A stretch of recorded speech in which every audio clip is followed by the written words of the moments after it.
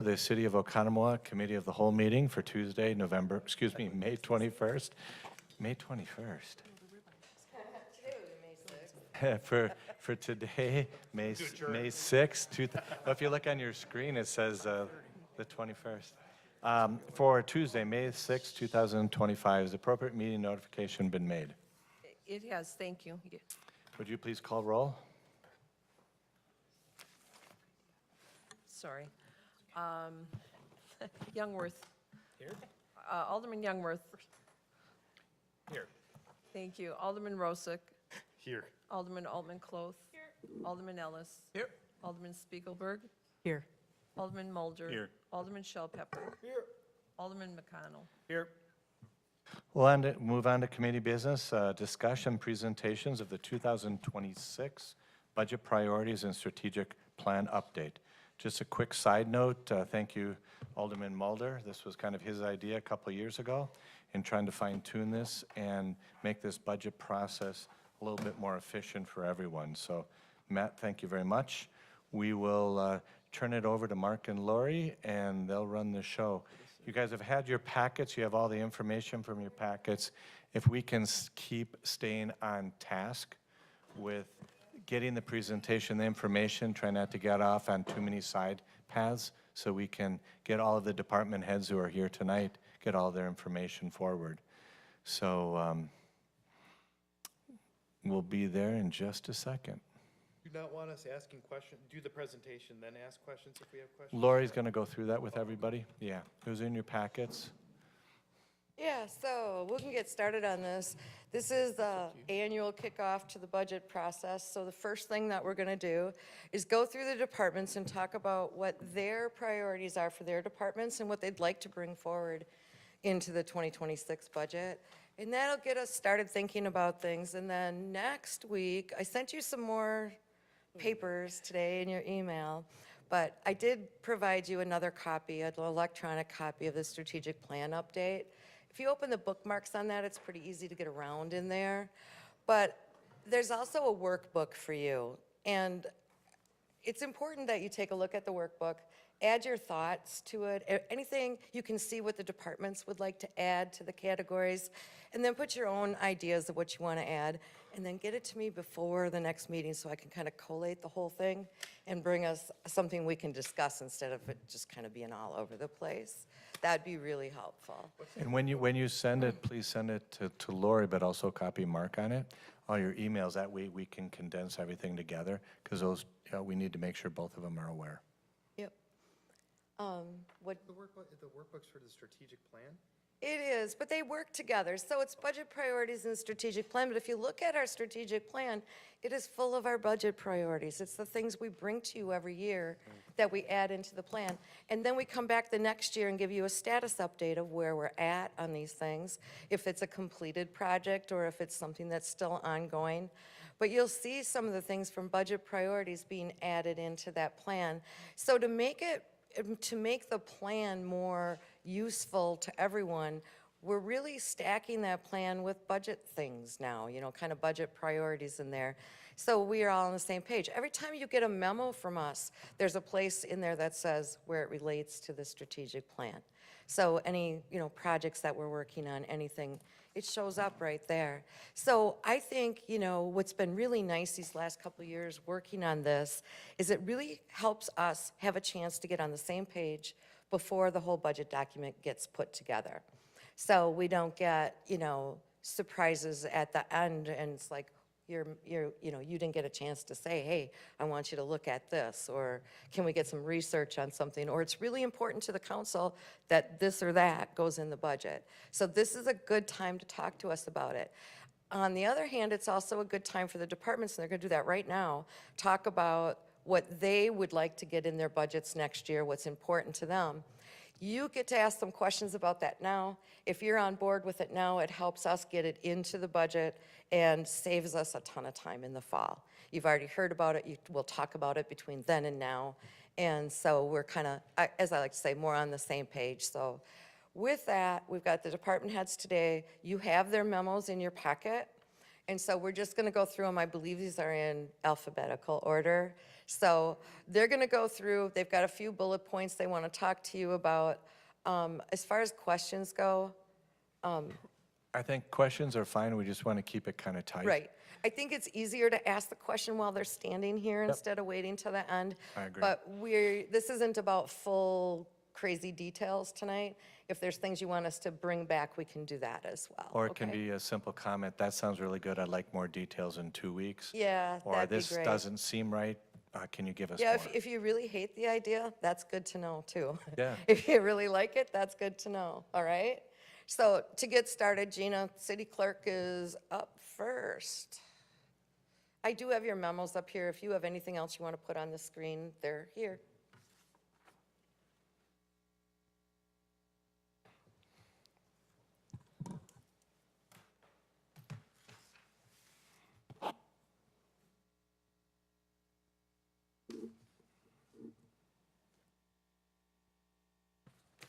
I'm just going to go over if that works. Okay.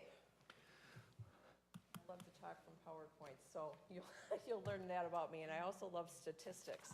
But to kind of bring you forward to where we are today, especially for the new alderman, last year at budget time, you looked at with Diane some of the challenges that we have at the polling locations for floor space and other items with the potential for bringing Badger books online at the poll locations. With that, I'll give a brief explanation of Badger books. If you haven't seen them in action, what it is it's basically a PDF of a poll book that's downloaded at the poll location in what looks like a point-of-sale terminal. And voters check in there, and then it saves the poll workers from having to look you up in a paper poll book. That's basically the theory behind it. So moving forward with these thoughts, I've kind of had a little bit of time to evaluate poll locations, floor space. I absolutely agree the library has a lack of floor space. It's really challenging there for us, especially on larger elections. So I think it's easy for you to kind of look at stats and understand from the presidential in-office absentee ballots, we serviced 5,146 people that came through the 2 weeks before the election. That's a very high number of folks that voted absentee. People are using it, it's convenient, we're there to serve them, so we're happy to have them. But what happens is they go into an envelope, which is the photo that you're seeing next to my stats.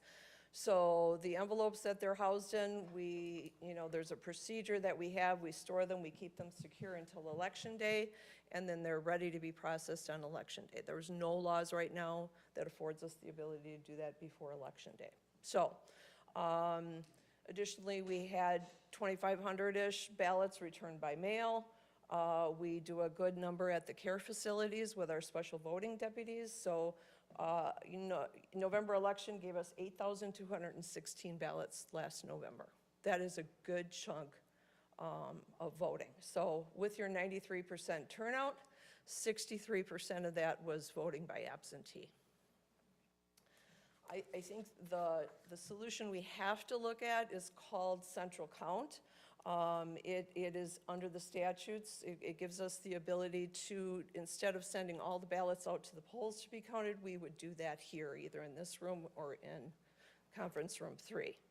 So just to touch real quickly, our April election, we had a 64% turnout, and 43% of that was absentee. So the numbers are there. We're looking at, for budget priorities, if I implement central count procedures, that is going to be to relieve our polls and centralize the process.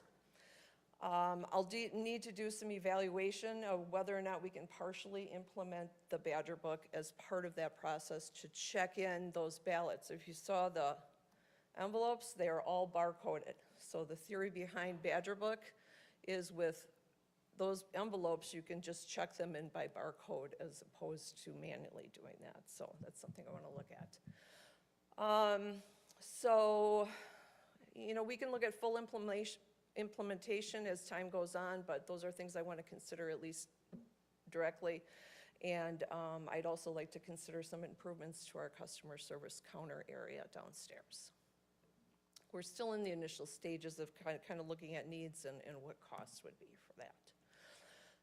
So I want to talk about benefits of moving absentee ballot polls. You know, I mentioned removes congestion at polls. It eliminates us having to have DPW folks transport ballots out for us. It eliminates clerk staff having to drive out ballots throughout the day. We get mail on Monday. We get people dropping off ballots, so it's a constant bringing ballots out to the polls. And the other thing is they wouldn't have to bring our tabulation equipment out to the polls. It helps me with training because I think there's so many nuances to how you treat an absentee ballot versus an in-person voter, so we can train specific to those tasks. We're having difficulty retaining chief inspectors. Those are the leads at all the polling locations, and that makes it a little more attractive to them if they don't have to worry about absentee, that's housed here and overseen by me. So setting it up, the clerk's on site. I could assign somebody if I need to be away, if I need to go out to the polls, and I oversee that process and help reconcile it. So next steps are I would need to submit under the statute 7.52 are procedures or what they would look like. I have several templates. And the Election Commission does have to give approval of our process. Then we would need to bring an ordinance before you because we would have to establish a board of absentee canvassers that would provide for the centralized canvassing of all those absentee ballots. Then from there, we kind of go evaluate whether or not e-poll book or Badger book is ready to be used. Maybe we just use it. I'd like to use it in a hybrid form just for absentee, just so we could do it that way. We do have some funds left over from Badger book that I'd like to carry over if that's something we're looking at. And then, of course, always recruiting. We'd need to recruit some absentee tabulators, and we'd need to budget to pay them. So that's kind of the game plan. So if you have questions, I'm happy to take them. The comment, I think it's a great idea to separate out the absentee ballots from the polls, especially if other communities are doing it with success. It's a great idea. Yeah, go ahead. Anybody can ask questions, yeah. I kind of have a different take on that. I'm concerned about doing a central count. I think it kind of has a bad rap in Wisconsin. I think there's opportunities for, because we're putting all these ballots in one place now, right? I mean, we're storing them all. They would never leave here. But, and previously though, we were directing them out to different locations. Right, we bring them out to their polling location, correct. And does that happen on one day then, that all that It does, it happens transmittal on election happens? day.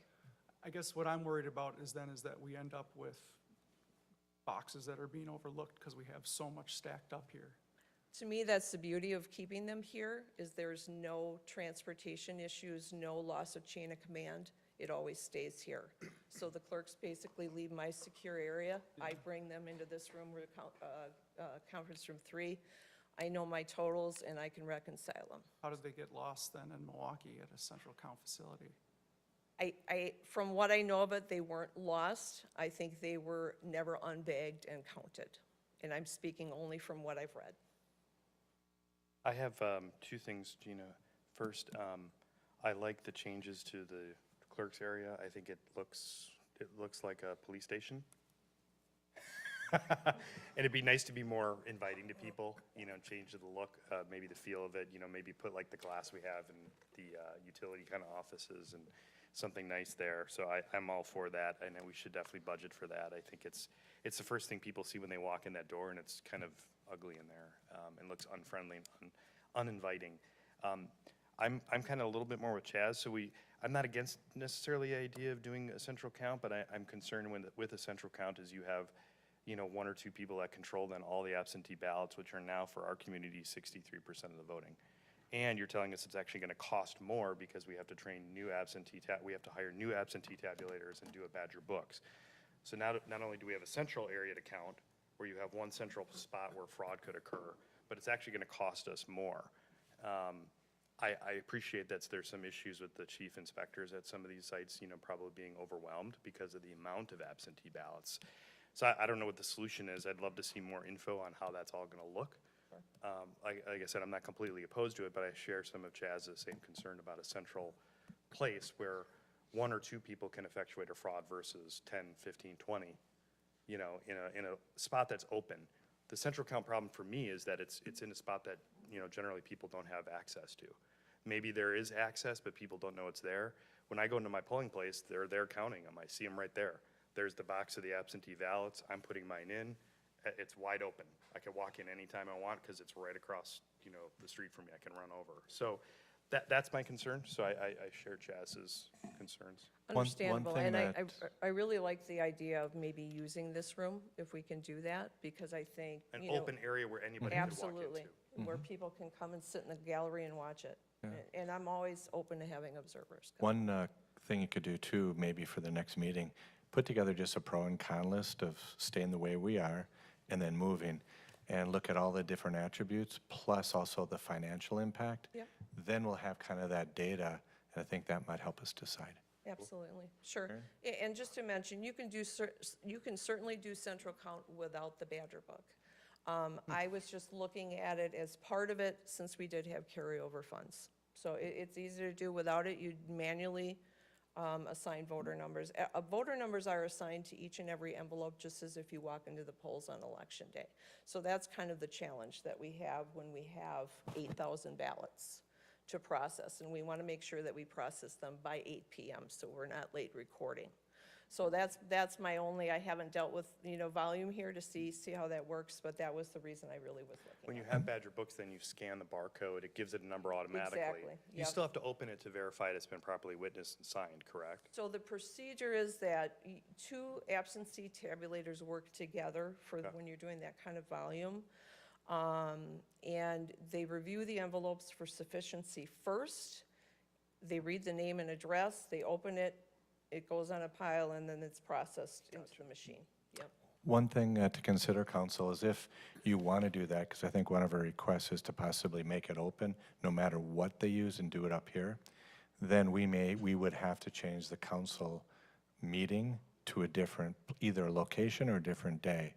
Many people have said, geez, I just don't like having it on election night, which is completely fine. Maybe we do it the Monday before election night or something like that. That way you could do both, but think of the logistics of that. Sure, Because that's at least what I heard in your request. correct. And you said that you have to get approval from the state to redo some of these dynamics. And I know you're bringing back some information that these guys have requested. Maybe it would be helpful also to give us examples of other communities or other individuals that you've talked to in other municipalities who have centralized this. And Sure. it has worked for them, or it hasn't worked? Yeah. Or has there been an objection to how it's worked? I think that would be helpful too. So I can tell you from personal experience at my time at City of Waukesha, I did start central count there because of the volume of ballots. We really had a perfect system and trained people that we could rely on for every election. But what happened is COVID hit, and we had 60 people in a room doing absentee balloting together.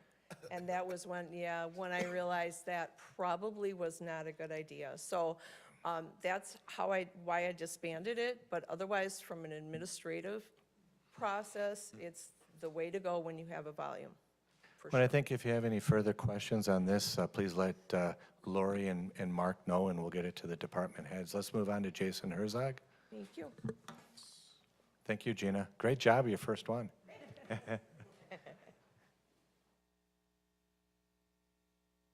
sorry, I just opened the wrong thing.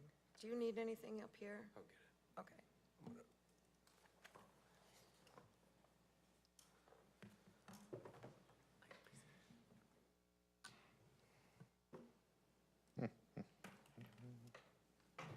All right, for Public Works, I listed a few of them in there. Some of them are kind of routine. We do a lot of work, obviously, in the public right-of-way, so we're going to impact streets and thereabout and a lot of the different construction. But one of the projects I did want to update you with and also share with our new council members kind of some of the projects. Lapham Street Bridge has been on our radar for the last 3-4 years. We've exercised some of the deepest parts of our government in the state and federal level to get this project off the ground and hopefully built this winter. It crosses the Oconomowoc River. It's next to Ording Park and Golden View subdivision. Right here. It's one of the only single-span steel bridges in the state of Wisconsin, and we have gotten a grant to replace this. This will replace a single-lane bridge with a bidirectional concrete bridge once we're finished.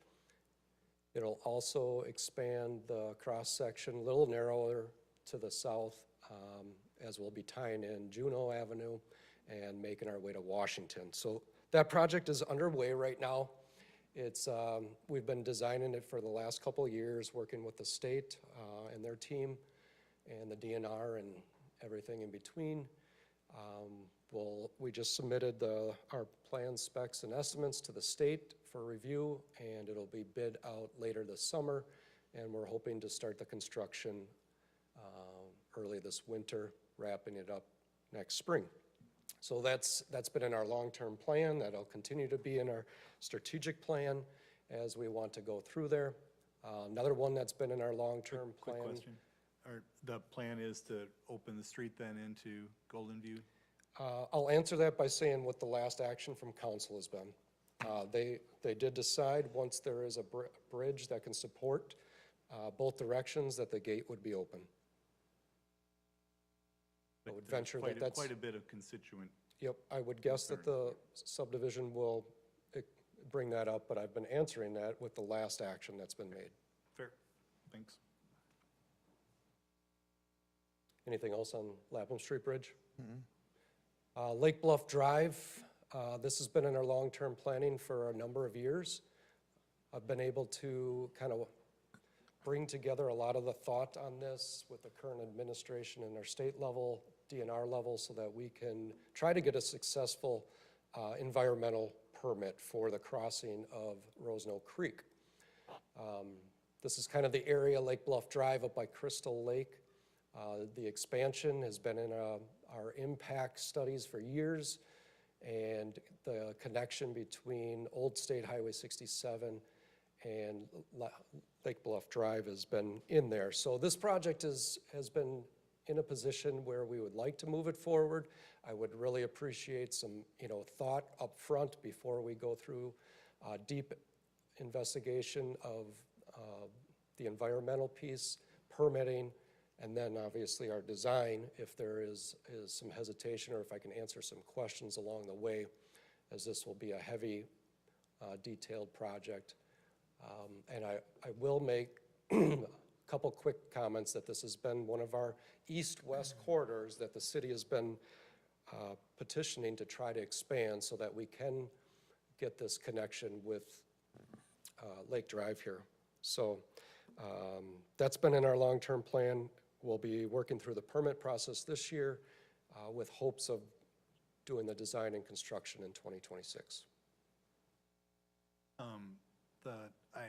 The last polling of the residents there, I would say was, besides the people living on Lake Bluff, mostly in favor of it, seeing the benefit of it. When you and I had talked, we talked about perhaps being able to do something with school traffic and reroute that. Is that a potential to do as part of this same study? For those of you that don't know, that's right where Nature Hill is. It's very dangerous. Backs up all the way onto the bypass. So you talked about at that point. So there's some opportunity there. We're also, I have it listed in your packet here for Lake Bluff, or Lake Drive. Okay. To also be a part of our work. I'm not gonna go through all of the streets, but obviously we replace streets every year. That's one of them. Okay. And I've reached out to the school to kind of engage their participation. I spoke with the bus company, as we all have interest with trying to do that. Every school area I'm gonna come across, I'm gonna kind of use that approach, is to review that with the schools. Is this, how does this compare to Oconomowoc Parkway as a priority? The they're both in there. In the priority list of connections, how much do we think this is gonna cost? 2.5. 2.5?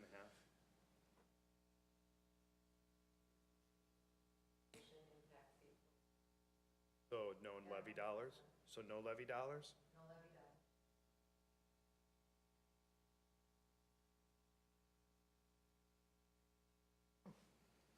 There's some other street work, but those are kind of routine. You can ask your questions as you need it, but those will be kind of the priorities in our department. Any other comments for Mr. Herzog? Thank you, Jason. Thanks, Jason. Let's move on to Bob Duffy and Economic Development and Tourism. Mr. Duffy. I'm going to be quick. I was told one or two slides, because you have my memo. Looks like there's It's four. It's Oconomoc's time for development. Obviously, our key areas to concentrate from a development perspective are going to be Olympia Fields, Paps Farms, and the top Paps Farms Town Center. So I will skip right past those pieces that I talked about, as well as the Wingspan Tech Hub collaboration with that 320,000 square feet. With the new alderman, I did want to share this primarily. As those of you who've been involved with the city for a while, we often look at these redevelopment areas 4, 5, 6 years prior to them actually becoming reality. In 2019, 2020 is when we approved the overlay zoning for East Wisconsin Avenue as an expansion for downtown. And I want to continue to bring this, I think I brought it last year as well, for us to be aware of. As we are looking at looming fixed borders, redevelopment will need to be a consideration from a development perspective. This is an area with that zoning overlay that does have vested rights for multifamily. And we worked with both the overlay zoning as well as UWM to identify redevelopment opportunities within the walking distance of downtown to expand downtown as part of that consideration. So that's what I got, if there's no questions. Well, I got a Oh, question. wait. No. Bob, can you come back up? There isn't a prize for being the quickest, sorry. No. There's no prize. I mean, I have a question. I love the idea and the thought, but what does that mean intangible on East Wisconsin? So we've done the plan we spent the money through the CDA. What I'll be doing is I'll be marketing that proposal for individual developers to look at developing in that area. Okay, so it'll be a focus of you to do it, but you're not asking for money, you're not asking for anything from the council? And again, the other piece of this is as we continue to look at, that is part of TIF 4. As that TIF 4 closes, we will likely be looking at in 26, 27, creating a new TIF district out there because the likelihood of environmental issues in that corridor are high, given it used to be an old dump and some of the former businesses back there. Yep, I got a question too for you, Bob. Yeah, go for it. Where's the, Yeah, that's what's happened when you run, baby. how do you envision the Wingspan development working with the tech hub portion? So the Tech Hub situation, obviously, that is a federal designation. Right. They're doing a bunch of work with medical technology. Yeah. So we've been in touch with them already, have already introduced them to the Wingspan folks. Part of that process is really to connect those two, GE Medical with the Theranostics people out in Madison.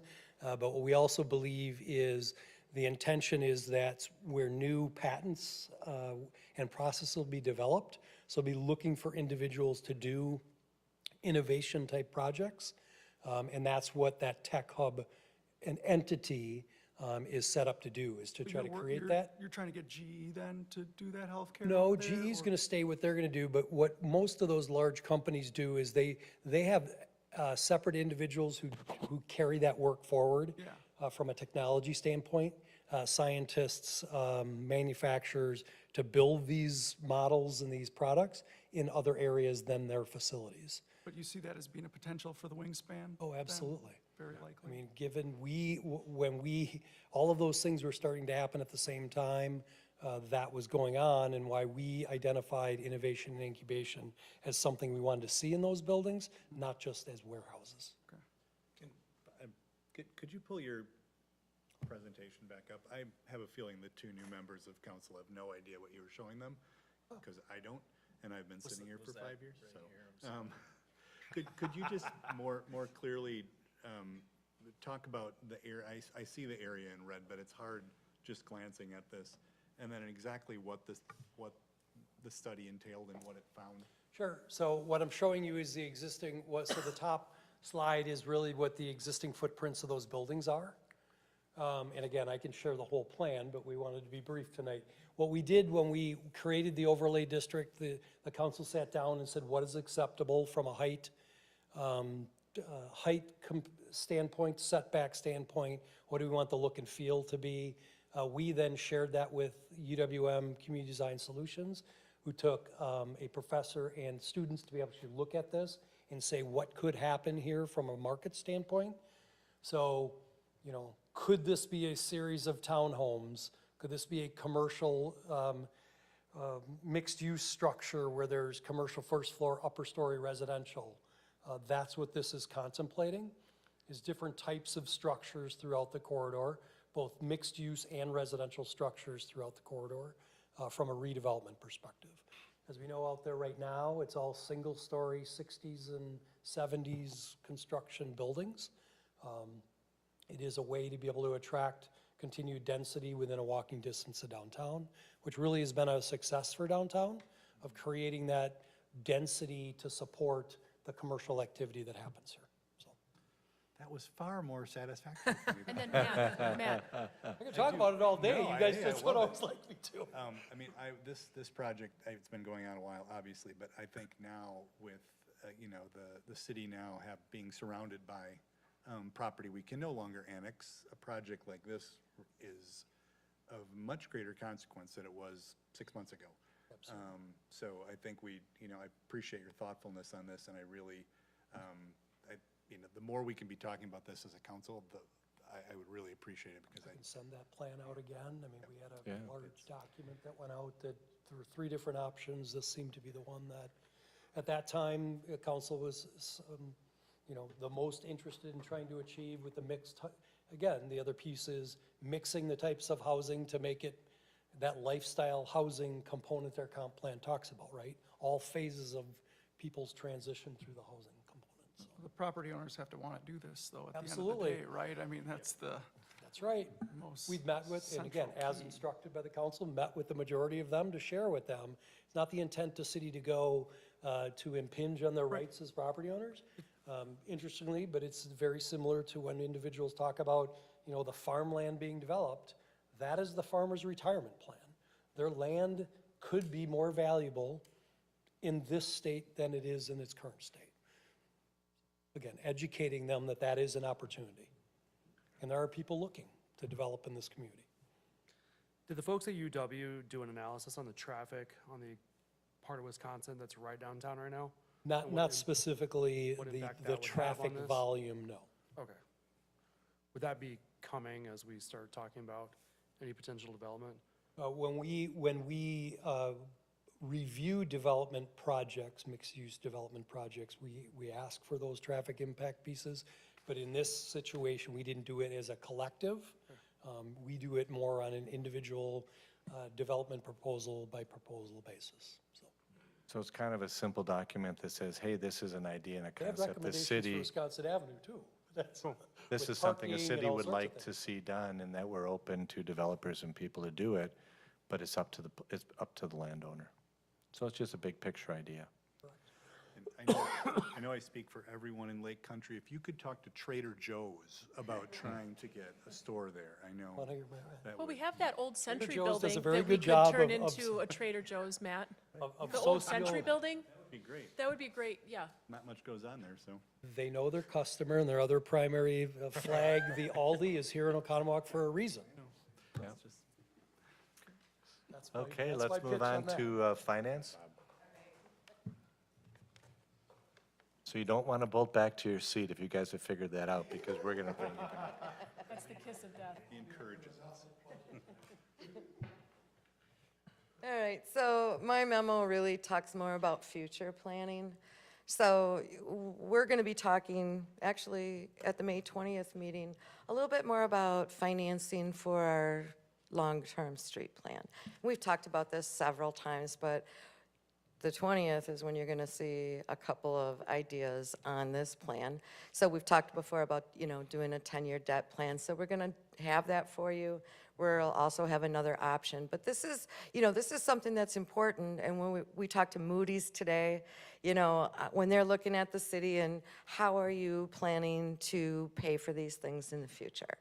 And so those are important things to do. I'll be here for the first part of it with you, but these couple of things here, the second thing that I was talking to some of the departments about, and Mark, with our border restrictions coming up, it's really important now for us to take a look, take the departments together that are working, in the city on planning and economic development and those kind of things, to kind of take a look at what's left. Because impact fees, we're talking about Lake Bluff Drive or the parks or whatever, I would like to be able to, they're gonna put together, what kinds of, land uses and that kind of thing. But I'd like the finance office to put together a plan that kind of forecasts what those remaining fees are out there, or the majority of the remaining fees. I mean, redevelopment will always bring a few more in. But when we have plans out there, for the Northeast region and for Lake Bluff Drive and for Morgan Road and, I know. I knew, that's why I said it. That's why I said it. But there's things in the impact fee plans that are going to be coming up in the future, so it'd be good for us. You always ask me, how's the impact fees standing right now? And, we're going to do this park, but we have all of these places coming in, so we're not worried about it. Now that we're finding out borders will be restricted, now I'm getting a little more worried about it. So we've got plenty of opportunity out there, but I'd like to kind of take a look at what that really is and what it boils down to, as far as, what can we still use impact fees for? So those are my thoughts for coming up budgets. Comments or questions, guys?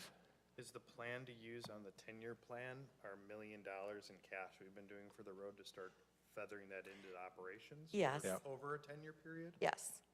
Okay. Yes, because that's something that's going to be important for us to do in the future here as well. And when we take a look at that plan, we can look at it, but it is a feather in. It's not an all-at-once thing. It needs to be a feather in. And mostly because, net new construction too. We're booming these last few years, but that's not going to stay that way. And so we do need to plan for the future and how we're going to, provide for another police officer or a IT guy or whatever it's going to be. We have to have a plan for that coming up. Kevin? Yeah, with the understanding that you will be highly missed, I really, congratulations on your retirement coming Thank up. you. What impact is that going to have on this budget cycle? Because you've been such a,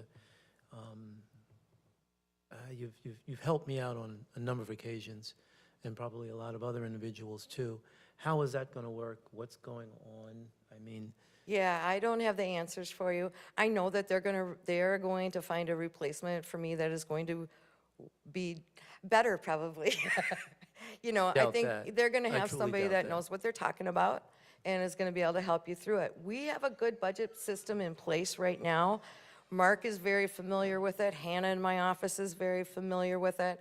And it seems like we're kind of gelling with how we've got it put together right now. It seems to be going well with the council as well. So at least this year's budget, I don't imagine that there'll be a lot of changes to the way that we did it. And then we'll see from there. But Kevin, I'm not worried about it. There'll be somebody here to help you.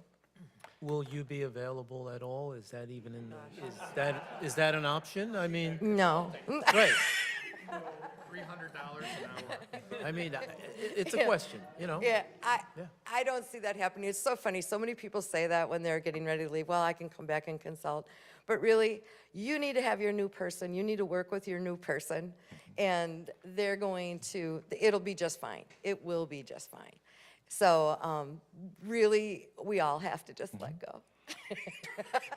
Thank you. All right, who's up next? I was going to be Jen. nice and say that was a Jen? great last presentation. Ms. Puccini, library. On here or no?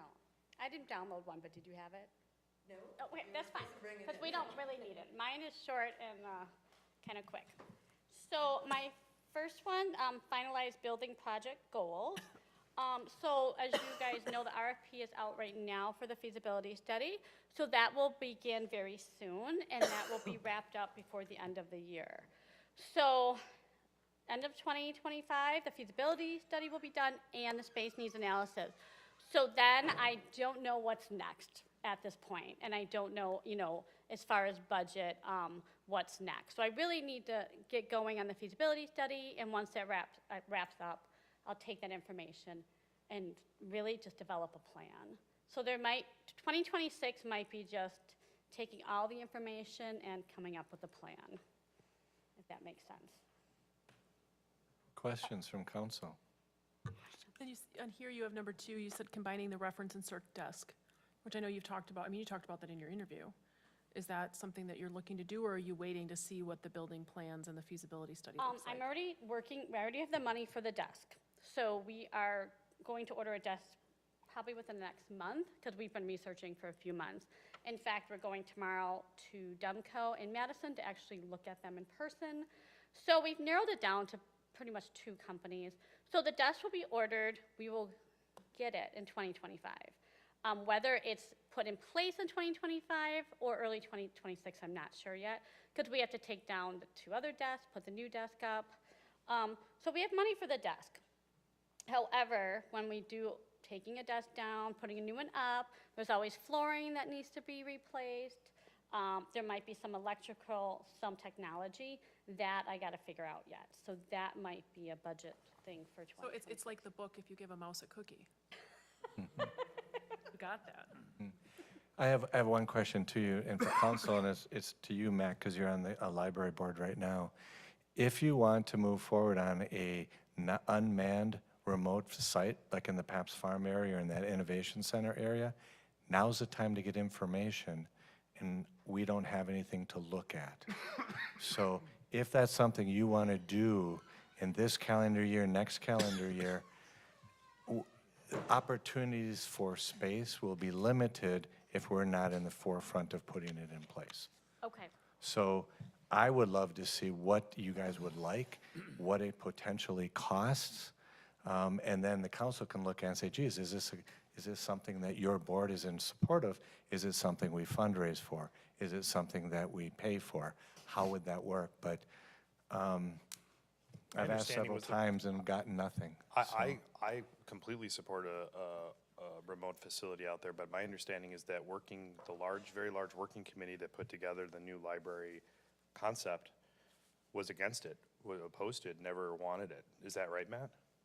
I think there was skepticism by one of the people that was brought in, but I don't think they fully, first of all, they didn't understand the community where we are, and they were thinking more like a branch library. Right.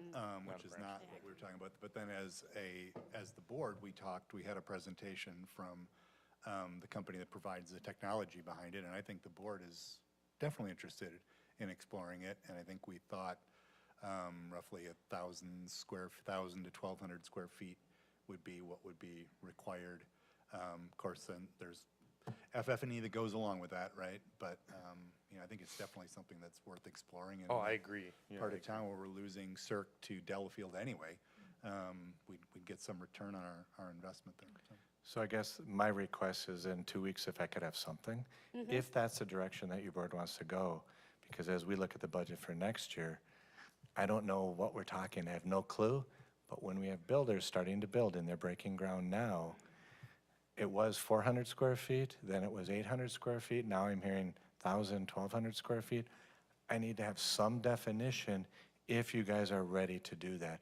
You're welcome to come back and say, hey, we're just not ready, that's fine. There's a short window of opportunity to get something very inexpensively. Okay, I will make that a priority, figure that out. My only other question I had for you, Jen, was we're combining the circulation desk now. There may be flooring electrical technology. If there's a concept out there for a new building or a revised building, what do you have any idea what the time frame is on capital funding? I mean, is this like a decade-long capital funding, we think? I would say at least 5 years. Okay, so the desk, I mean, I hope that we are not spending money on a desk and technology and electronics and not using it in a future library, whatever that happens to look like. That it's gonna be useful for years to come and not like one of the things that goes out in the first dumpster trail, in No, the 5 plan years. is to keep the desk in the new building. Okay, good, cool. Cool. Any other questions, guys? What Travis? about the roof? Will the roof be in the new building? Oh, we probably would get a new roof, yeah. Okay, because that's what I was going to ask you about, how you feel about having a leaky roof in your library and No one putting likes out a leaky buckets for roof. rain. What was that? So we have a library, it leaks, and you put out buckets to catch the rain. How do you feel about that? I don't like that, no. Okay, so I'm just curious what, yeah. So you're saying that's something that you just need to wait on until the new building's Well, built? I'll look into it some more, yeah. I'll look into it.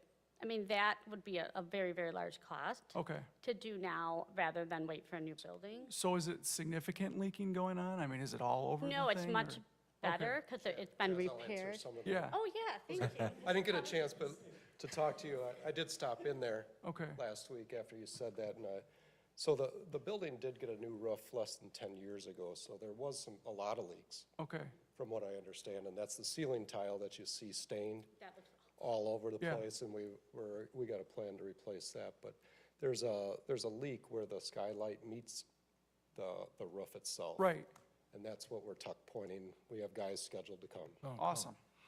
So you're That- fixing it that's for what now? that is. Good. Great, So, good news. yeah, complete transparency, because I work at Demco, where you'll be visiting tomorrow, so I would, of course, recuse myself from any vote as to whether or not you purchased from us.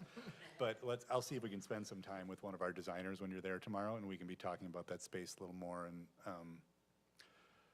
because I know it's, the concept of a space without thinking about what goes in it is tough, so maybe we can even work on that tomorrow.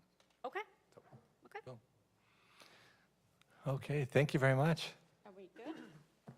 I mean, I had the last one of Library of Things collection. We've been, between donations and our budget, we've been adding to it, and we had a big grant this year. So I'll keep working on grants. I think we'll be okay, but at some point, maybe, we start taking out of our collection budget. So it's kind of always there because it's a growing collection. Great, thank you very much. All right, thank you. Eric Betcher, Parks. Jen, do you think you have any risk of getting any of those grants with changes with current administration? Are there any things that could be pulled that council would need to be aware of? Some will be pulled, but you're aware of what's happening, okay? And you're still okay? Okay. Okay. If you think that you're going to be at a problem in 6 months or a year, that might be something to bring in 2 weeks as well. Just that way the council isn't surprised.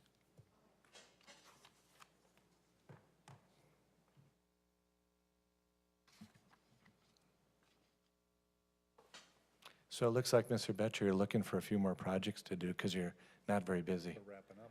No, I'm always looking for more to do, Mayor. So my budget priorities, I've got three kind of big ones that I'm really looking to focus on in '26. The bicycle and pedestrian trail connection. So as you know, in the northeast quadrant there, we're trying to look for a safe way to get across 16 and 67. So along with this, we're looking at updating our current bike and ped plan.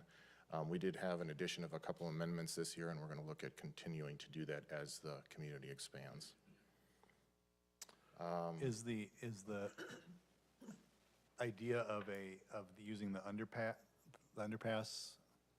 as a tunnel, is that So not a possibility? over where the overpass is, Yeah, I mean? yeah, Using yeah. that, that's a possibility, but the only issue with that is it would be seasonal, because in the wintertime, when the water comes up in spring and stuff like that, it's not always available. So really, we're kind of looking at focusing more on how do we get across at Lake Drive, also because that's the more convenient place that people are going to go to. So that's kind of what we're focusing on.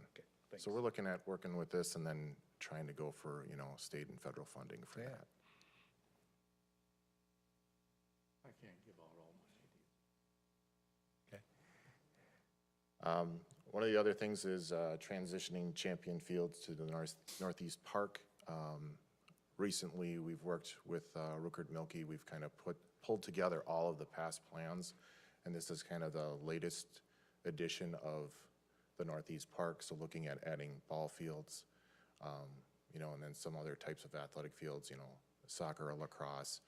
Obviously, we're going to add a ton more pickleball courts because we don't have enough. I was just gonna say, more pickleball, right? No, I'm obviously kidding, but just expanding beyond that. So really looking at trying to narrow down to get to a phase where we can do like a phase one where we add a couple fields and get moving on this so that we can, you know, have this plan in place and then work at accomplishing it.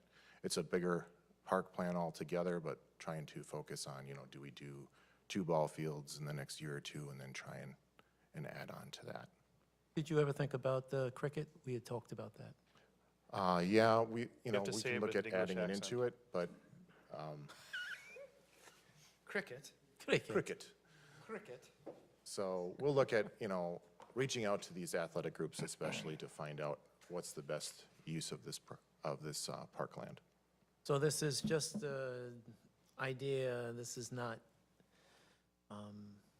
Not set in stone, Set in but a stone. lot of it has always been the focus of those ball fields up to the north. So looking at that and looking at getting, you know, I'd like to see a phase with 2 lit ball fields because we need softball and baseball fields in the community, and really establishing that.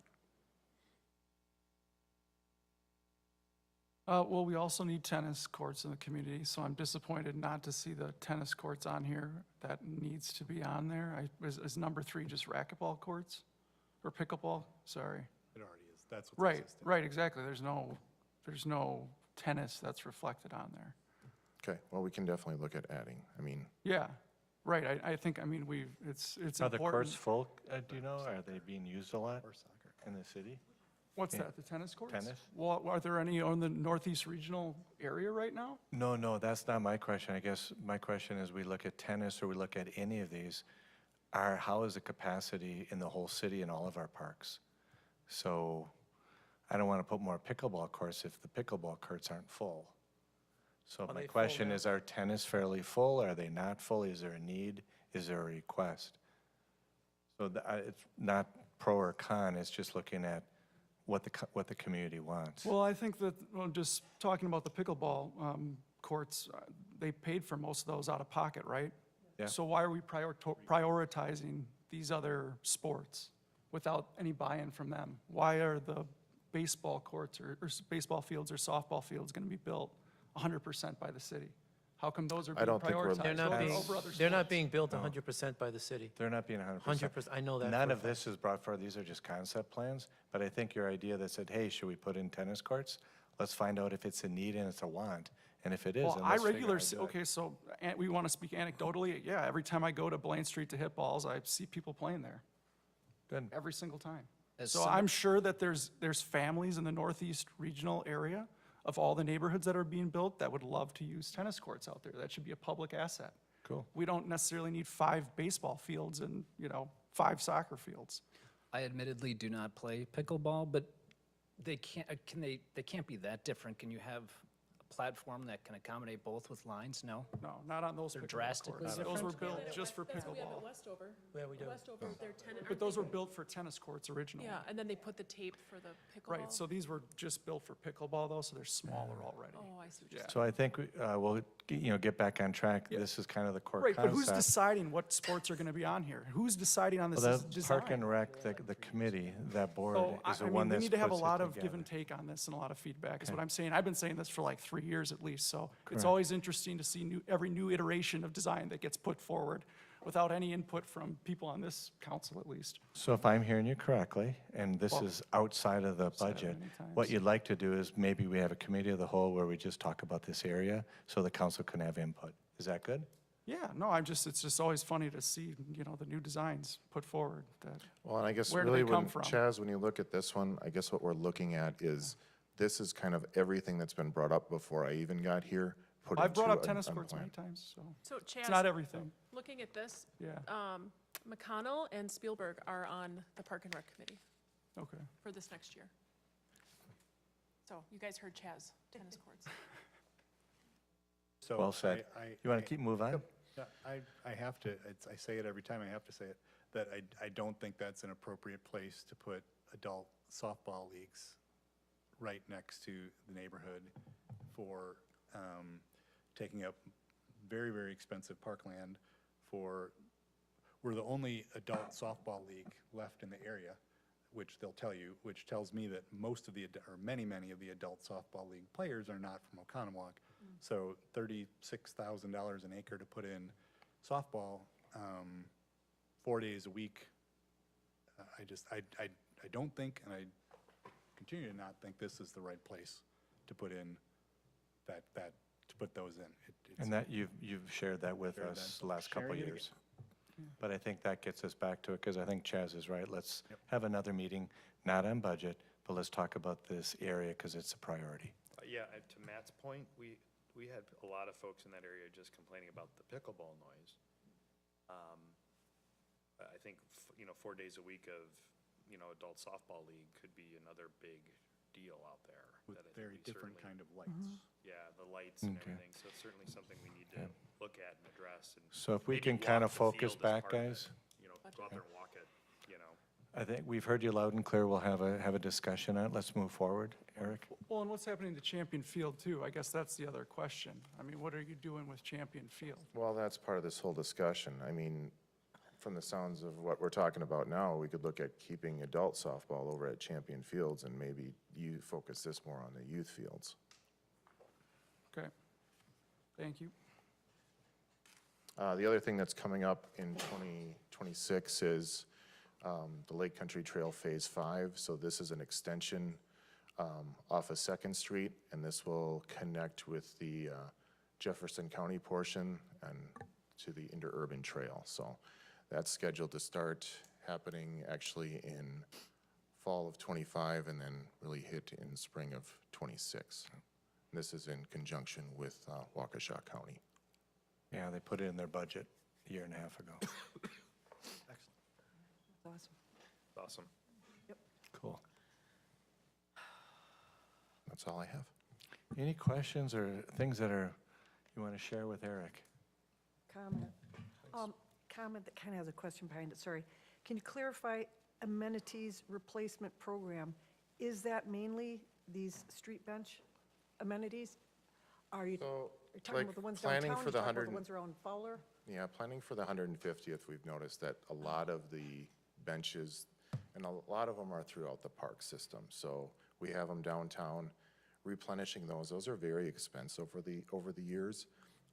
They do last a long time, but at some point you have to look at replacement. So that's kind of what that is looking at a way to replace a certain amount each year so that it doesn't hit us all at once. My comment is, there are a lot of benches around Fowler, around the Fowler Walk that are, the paint is peeling off and there's rust where the bolts are going in and around there. And a lot of those have not been there very long and they're starting to look terrible. I mean, I'd want to keep replacing these if it's like every 5 years even, or 10 years. Shouldn't they Well, last for instance, a longer? lot of them downtown are 10 to 12 years old, and some of them are really good and some have some issues because of salt and things like that. But there's things you can do, like you can recode them, but at some point, the idea is to look at your worst benches and replace those and then keep up on the maintenance on the others. Anything else? Thank you very much, and hats off. Boat Lounge is open. You and Yes. Jason Herzog, great job. And I like to say we have a kiosk, so I'm sleeping much better at night now. Does it work? Is it working? It's working. Good. Okay. Congratulations. Nice job, gentlemen, and all your staff. Let's move on. We have Mr. Gallo. Jason.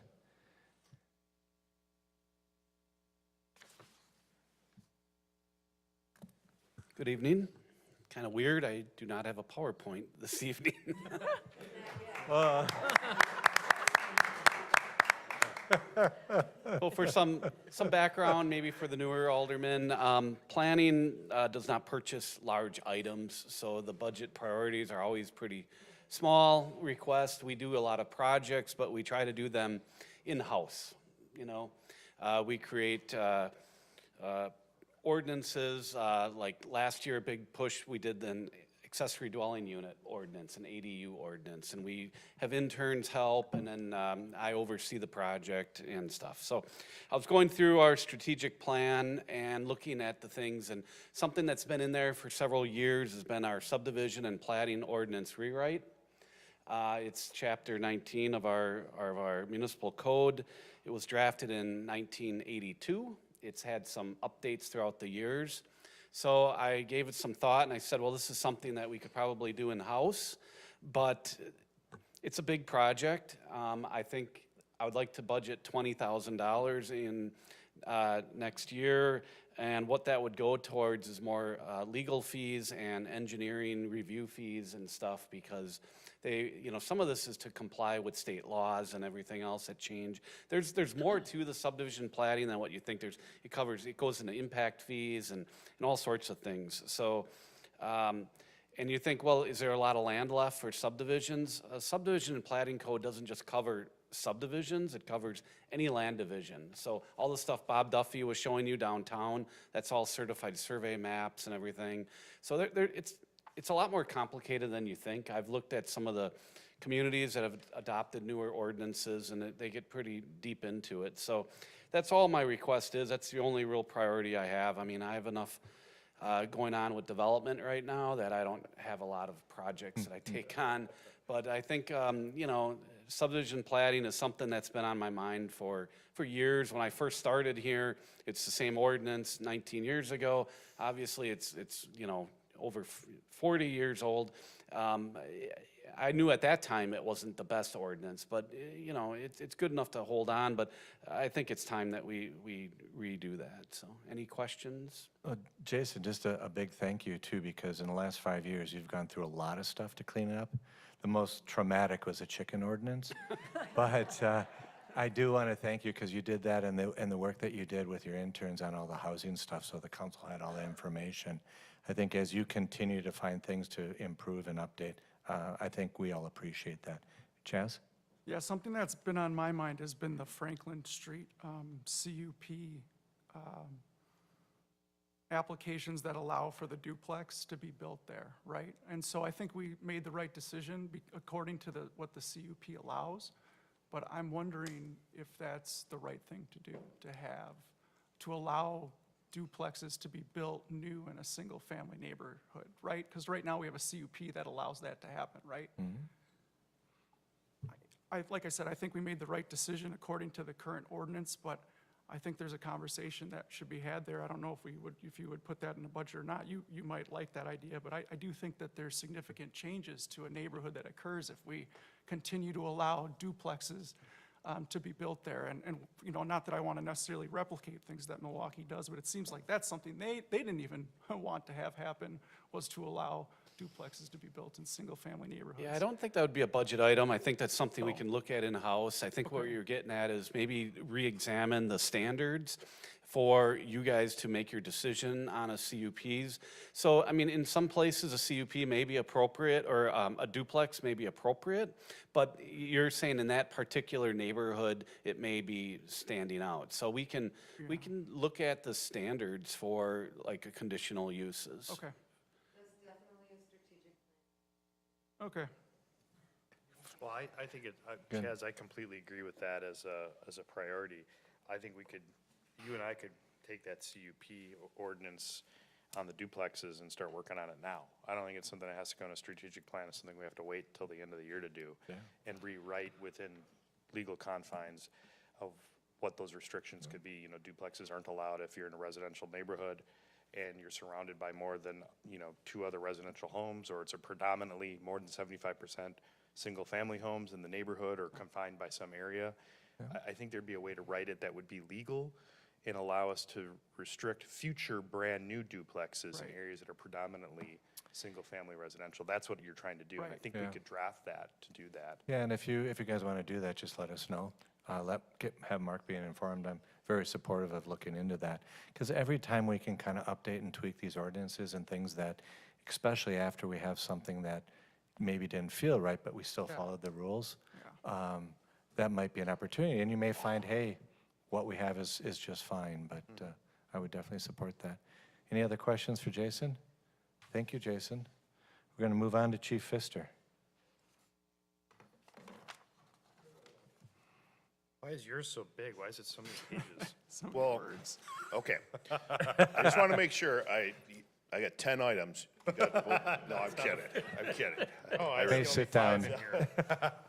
We got 5, but a couple of them, things have happened on. So, number 5, the mats, appears that we have very close to a deal with the high school. They're getting some new wrestling mats, so it looks like they're gonna donate those to us. So we should be able to reuse that, and hopefully that one could be crossed off the list here. And then the other one, the ballistic helmets, we did just apply for a grant, so we're keeping our fingers crossed for that grant to come in on those. On the ballistic helmets, Chief, 30, is that for each officer in the street? That is for each officer that we have, yeah. So are they, ballistic helmets typically are fitted to the officer too? Are they fitted, or are they modular in that sense? They're 3 sizes Okay. that they come in.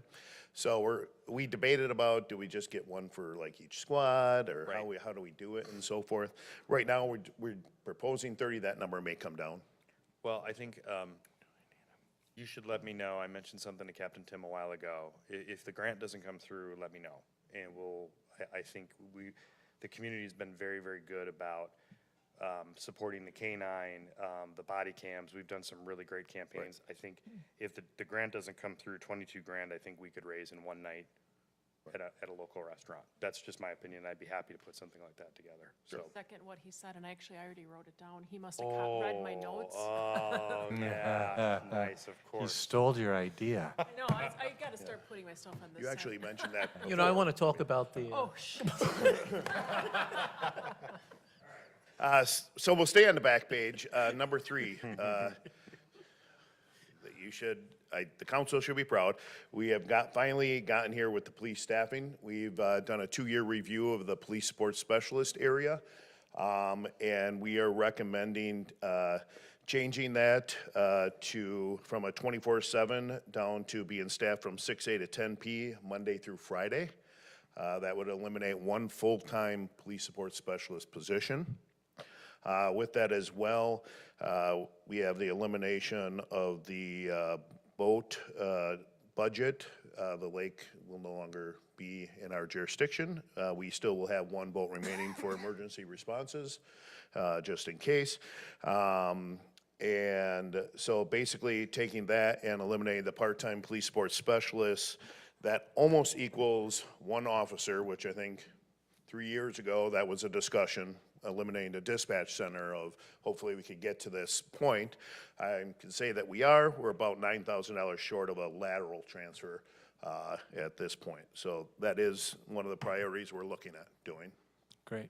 Well, Chief, I really appreciate your efforts on that. It was a priority to put more officers on the street, not have officers backing up dispatch if someone wasn't there, and this is exactly what I had hoped to see. So I appreciate you guys doing that study and kind of figuring out whether we need someone there 24/7, 365. And, I think it's better to put a patrol officer out there. So I think it's great.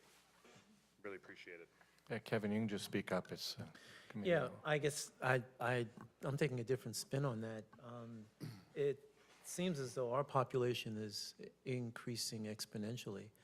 And my concern is that we will not have enough staff or supporting staff or police officers, for that matter, to protect us. Talk about that. What the police sports specialists do right now, over the past 3 years, with eliminating the dispatch center, there's been technology changes. So a lot of the things that the dispatchers used to do and the police sports specialists over the past 2 to 3 years here, we've advanced some of the technology and eliminated some of the paperwork that has to flow through that office and so forth.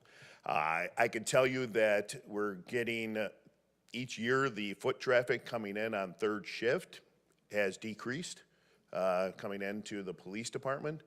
We will be looking at, obviously, we still have the emergency area where if somebody's in trouble, they could come into the lobby, hit the button, and it secures them in there.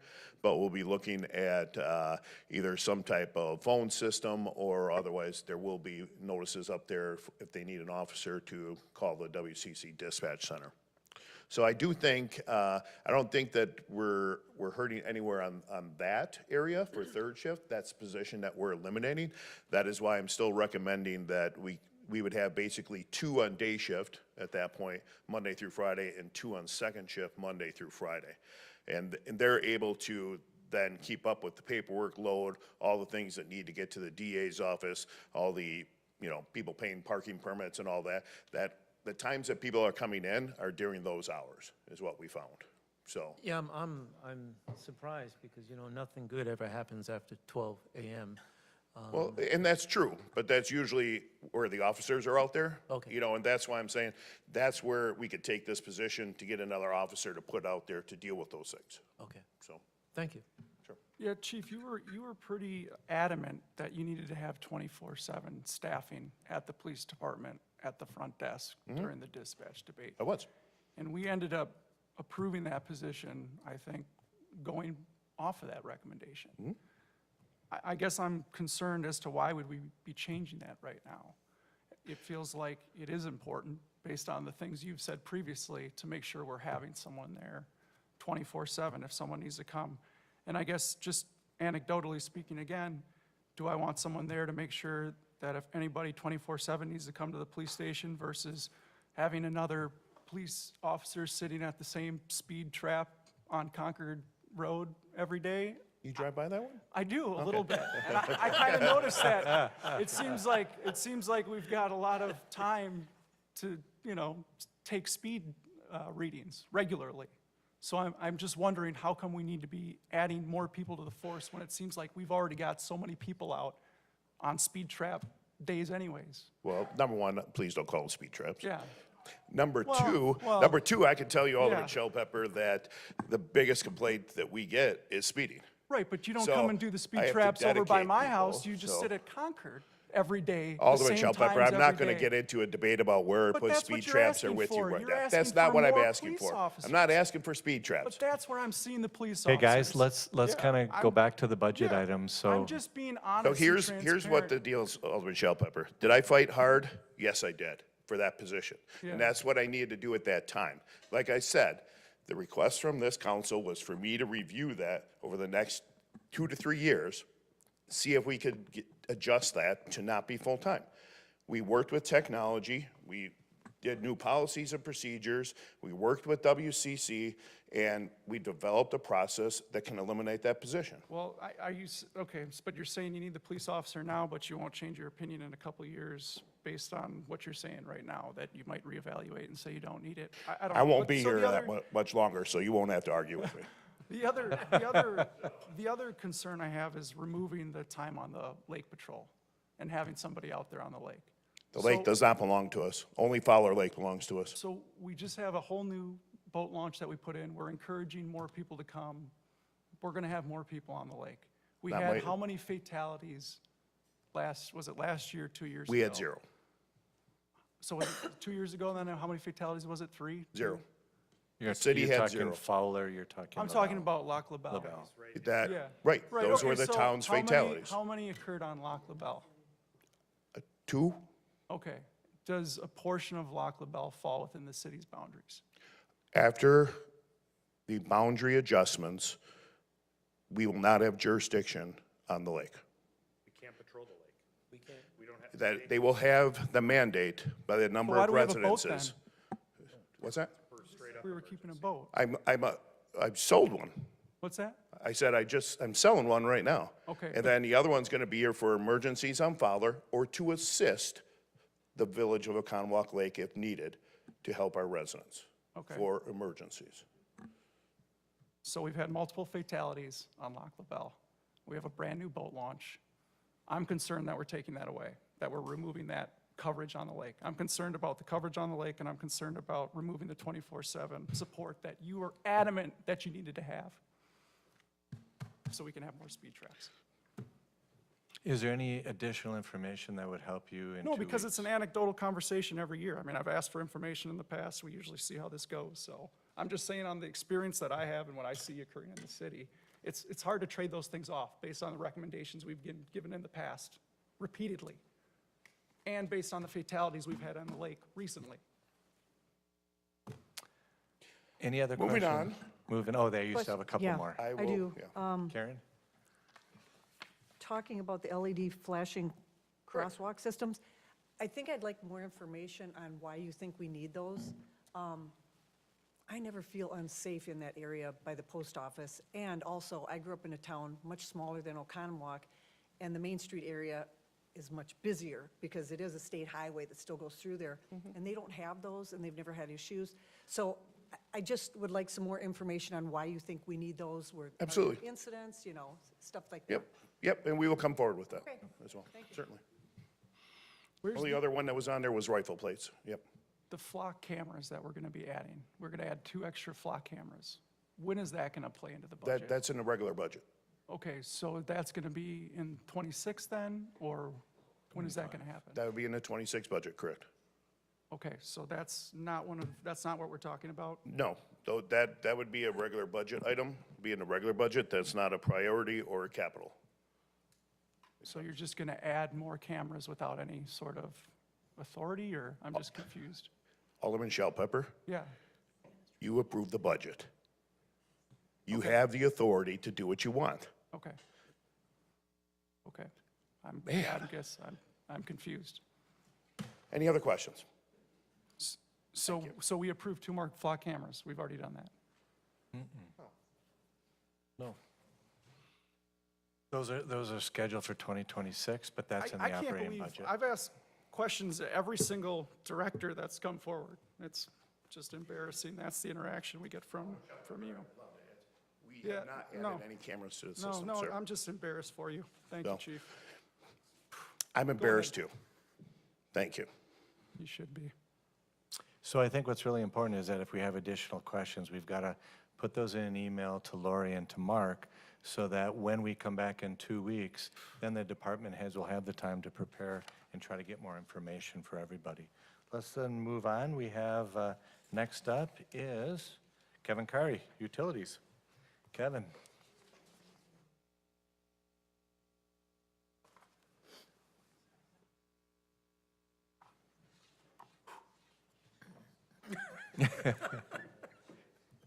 All right. First of all, my name is Kevin Kari for Alderman McConnell and Alderman Youngworth, who have not met me yet. I'm the utility manager for electric and the water utility and also the fleet department. So I brought my top 15 for each department. I do not have, I'll turn it off. Approved, move to If you can adjourn. turn this off, Ivan, or whatever, it's not mine. So in any case, starting with the electric utility, first of all, the departments that I run are not levy businesses, they're enterprise businesses. All my, funds and everything for my, for my projects come from the Public Service Commission. We get rates for the water, we get rates for the electric. That covers our costs. These are our ideas for what's important to us. So starting with the electric side of the business, we want to make sure that our new infrastructure for electric, that's the new underground feeder lines for all the new development. We have tons of new development. Everyone's talking about it. It's unprecedented. It continues. We've got a lot of large new businesses. Our electric utility needs to have the infrastructure and the capacity in place to serve these new exciting loads coming to the city. And we will meet those needs by installing new cable and new feeders to break up the load and keep reliability of our city really high. And we've got a lot to be proud of in the electric utility. Our utility is 95% underground, and we are continually working on the last 5%. It's the hardest 5%. That's why it's not done yet. So we are continually working on burying our overhead lines. Kevin will see some of that in the upcoming year or so to bury some of the primary lines out by. Not this summer? Am I wrong? It's, yeah, but that's 2025 stuff, but, Oh, okay, okay, yeah, so we're gonna be doing a lot of it this year. okay. So what we do with the burying of the overhead facilities, we have a lot of old facilities that have 2,400 volts. Our standard voltage going forward for everything we do in the city is 25,000 volts that we put underground.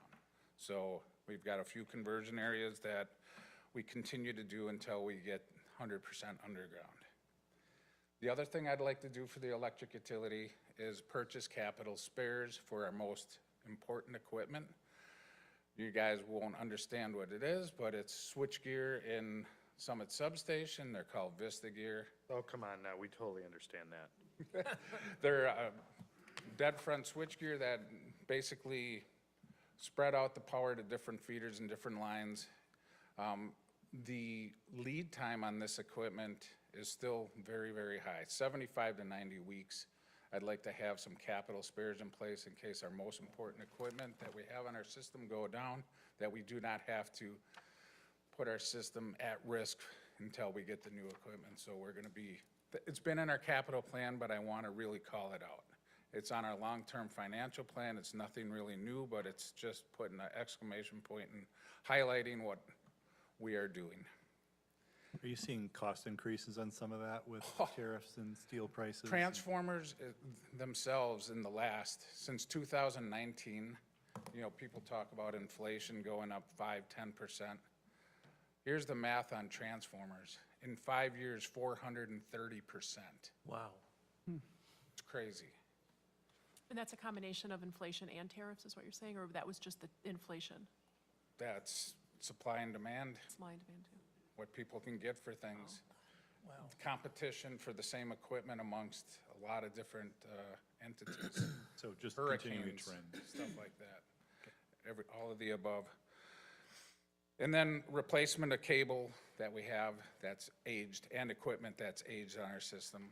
We constantly have to replace stuff that we see has some failures, has some problems, so we take care of that on an annual basis. For our water utility, we want to make sure we have safe drinking water.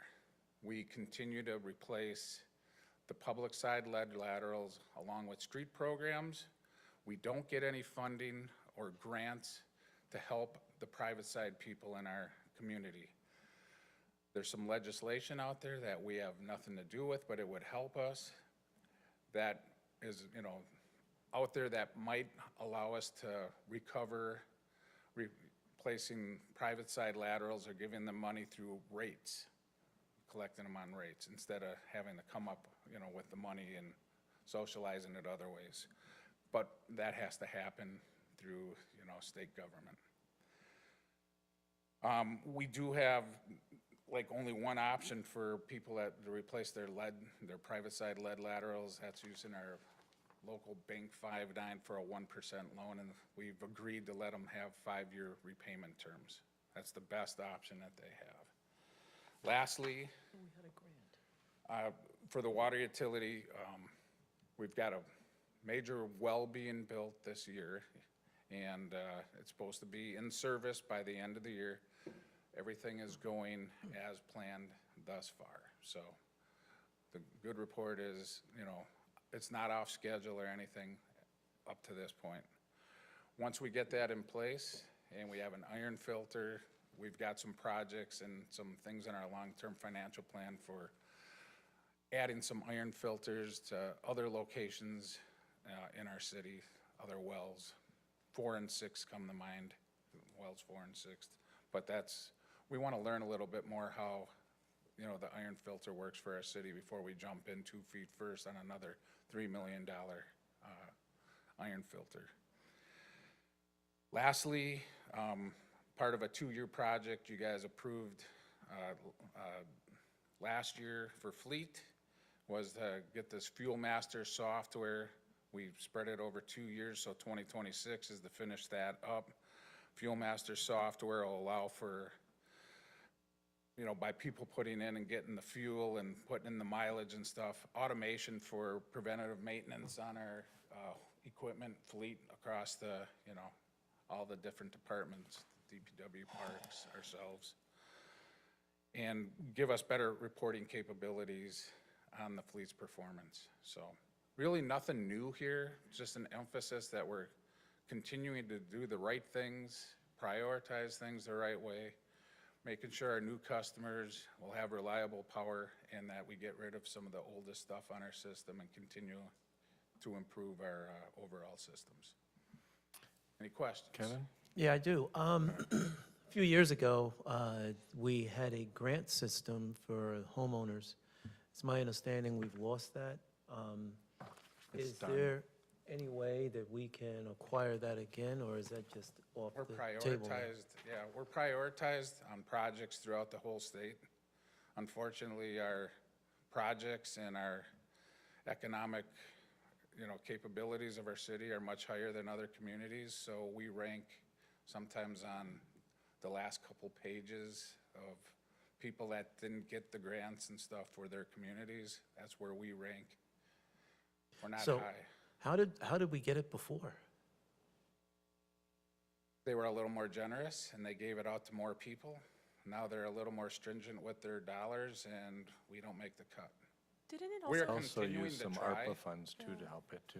and wasn't it something, correct me if I'm wrong, that it was, one of the reasons why we got the grants in the past was because of like the percentage of houses that needed it?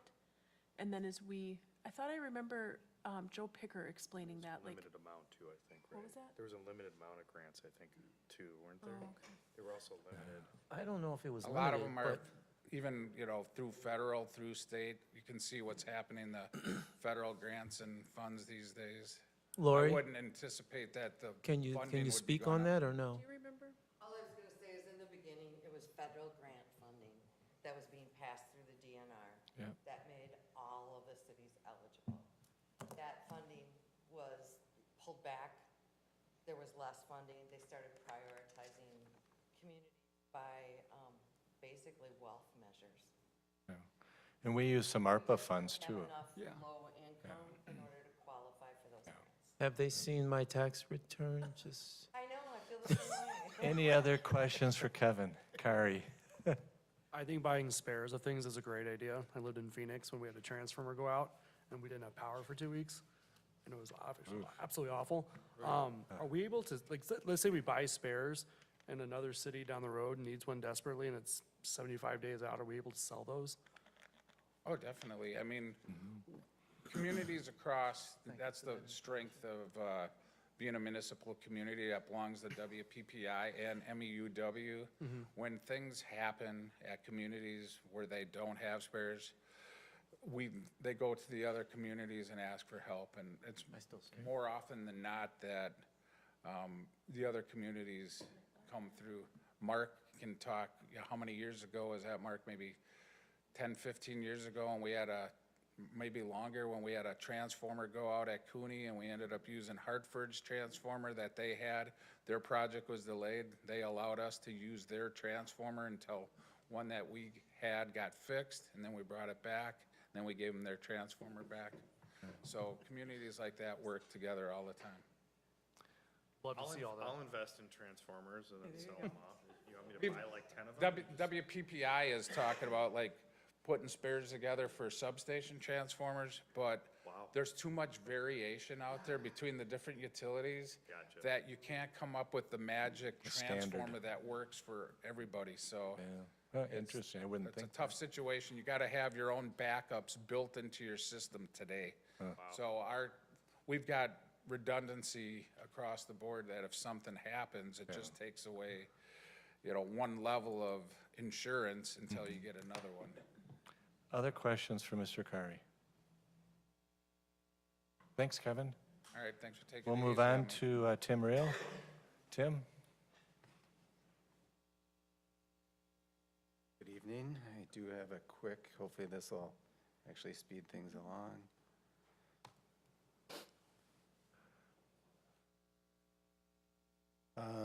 Yeah, hello everyone tonight. So 3 items on the memo. I think the biggest one, the most important item to discuss is the facility planning effort that's ongoing at the wastewater utility. And that effort began last year. And just real briefly, you know, that's a 20-year look or image of the wastewater utility. Any deficiencies they may have, looks ahead 20 years to new regulations, any deficiencies that might need to be addressed and looked at the utility kind of holistically. So projects aren't being done that don't fit into the bigger picture. So we're in that effort with the engineer right now, and we are tentatively, that should be completed by about October of this year. But we do have to submit that to the DNR for approval, so there's a lot of formalization that goes with that. And as part of that, as we're going through that draft process, we will be actively working with the engineer to review and prioritize items that they bring forward. And some of the highlights in that right now are our electrical infrastructure is original to the plant, so about 47 years old. We're operating on a motor control center, so you know, past useful life. Another item, just some highlight, solids thickening equipment. Again, that item's 40 years old. In general, we'll be evaluating all aging infrastructure, buried valves, gates, all those things that are pushing 50 years old we need to look at. Another item here is RAS piping modifications. One item I just want to bring forward based on the budget, the main component of facility planning for next year would be, depending on that prioritization, we really need to begin working with an engineer on scoping and design, depending on what we need to look at or we determine to prioritize within our budget constraints and long-term. So those are some things. I also wanted to put a plug in. I think it's important when we start looking at these technical projects that we reevaluate or maybe have a discussion about how we do contracts based on engineering and construction management. And I think there could be a solid argument for having one engineer do both of those on a big, very technical project. So I just wanted to put a plug in for that. Another item that's on the memo is our SCADA system update. The driver for the SCADA system is an update is really our version age that we're running and some compatibilities with new Windows software and things like that. And lastly, the caretaker of our SCADA system. It's been there a long time, and I wouldn't call it proprietary, but near, because we've been working with the same gentleman, and he's going to be retiring. I think it'd be nice to leverage his experience as we transition to something new, using potentially a new vendor that has more depth for us. So just a couple of highlights of that SCADA system. We already have reached out to city IT folks. We'll be looking at hardware components. Licensing need software alarm system is an item we'll be looking at. We'll also be including maintenance software. We are still targeting and tracking a lot of maintenance on paper right now. So that's quite outdated practice, so we'll be looking at that. We'll be including staff on that process. Excuse me. And this is an item, depending on the timeline for a facility planning project or a larger project, this could be rolled into that. But if a project like that were to get delayed and it would be more efficient for us to move on that, this could be a standalone project, so that's why it's included. And lastly, this is really just somewhat of a routine item, but I think it's important due to the expenditure to note, and that's our collection system maintenance that we do in collaboration with the streets program annually. And that goal is always to maintain and improve that valuable system that we have in place for human and health safety reasons. Some of the repairs that we typically have been using, we have a lining that we do where we invert a cloth liner into the existing line, vertical manhole lining, open digs in some cases, and a lot of that's driven by some proactive efforts by staff and things like that. Typically, from my brief review, it looks like we budget about $500,000 to $600,000 a year for that. Wow. So that's all I got. Questions, comments for Tim? Thank you for the updates. Anyone? All right, thank you. Perfect. We'll move on to Chief Bowen.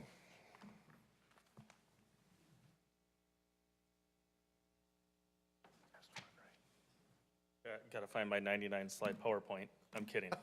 I have 0 slides. I was told no slides. So before you was our budget priorities as outlined to you as a council. This will also be discussed by the fire board. A lot of these are items that we've been discussing over the last 12 months or even years. So the first budget priority that we have is we've invested a lot of time and energy into recruiting some phenomenal firefighters and paramedics and lieutenants and chief officers to serve our communities here. Something that is near and dear to the fire board is that the retention efforts and succession planning. I'm not going to be here forever. Battalion chiefs won't be here forever. So that is a top priority of the fire board and myself, is to further invest in our staff as our retention efforts as well as our succession planning efforts. So that you'll see that as one of our budget items this year for the 2026 budget.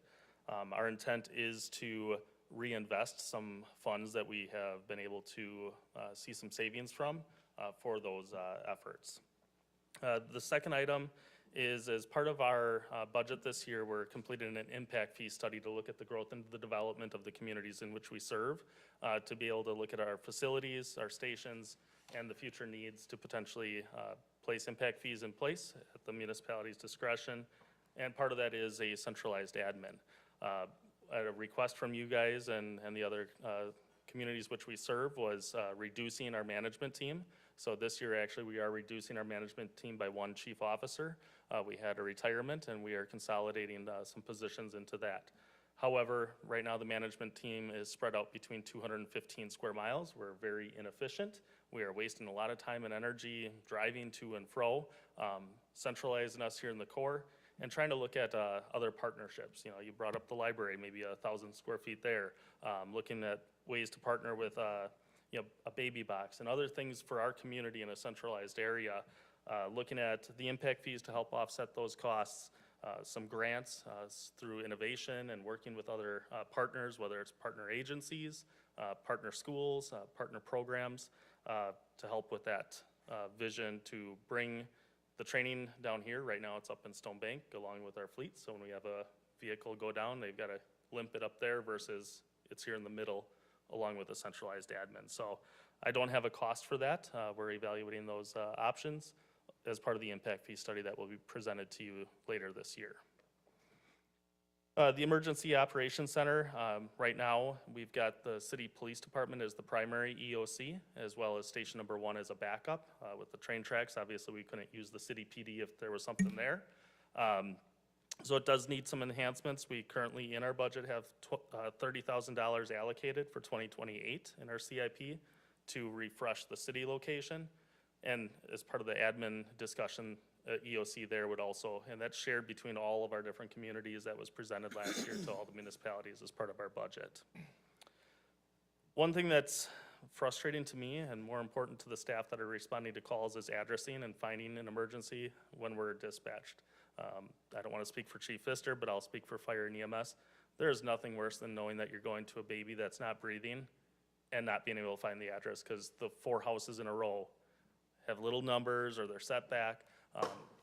Of the communities that we serve, there's 3 of them that currently don't have the nice fire sign standardization. That is something I'd like the city to evaluate.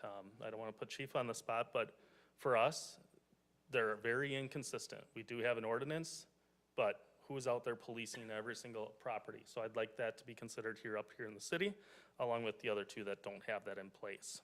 What would that look like, all of us getting those little green, ugly, reflecting things in our front yard? You have a variety of colors and styles that you can choose from black to green to blue to red to. So numbers on the house aren't good enough? I will have you drive with me in the rain, in the dark, in the snow, and try to pick 10 different addresses. I've been there. There's nothing worse than driving by somebody's house 3 times when you know somebody's baby is not breathing, or wife or husband, or police, a battery in progress or a burglary, and you can't find multiple homes' addresses. You know, there's nothing worse than that. And But I called you about this last fall when I was out helping canvass for the presidential campaign, the election, that finding addresses on a lot of these houses was really difficult. And of course, you know, then the aldermanic brain kind of kicked in and I went, what is this like for fire and police to go out there? And then we finally got our house recited after the hailstorm. And you were like one of my first calls where I said, we got to put a new address on. What do you? Some have them on their mailbox, some have them on their house, some have them on the side of, like, over here on the house, some have it by their front door. It's all over the board. So it is something I'd like to further investigate, obviously, Administrator Fry and you as a council, but it is a priority for us. Does Chief Pfister concur with this? Okay.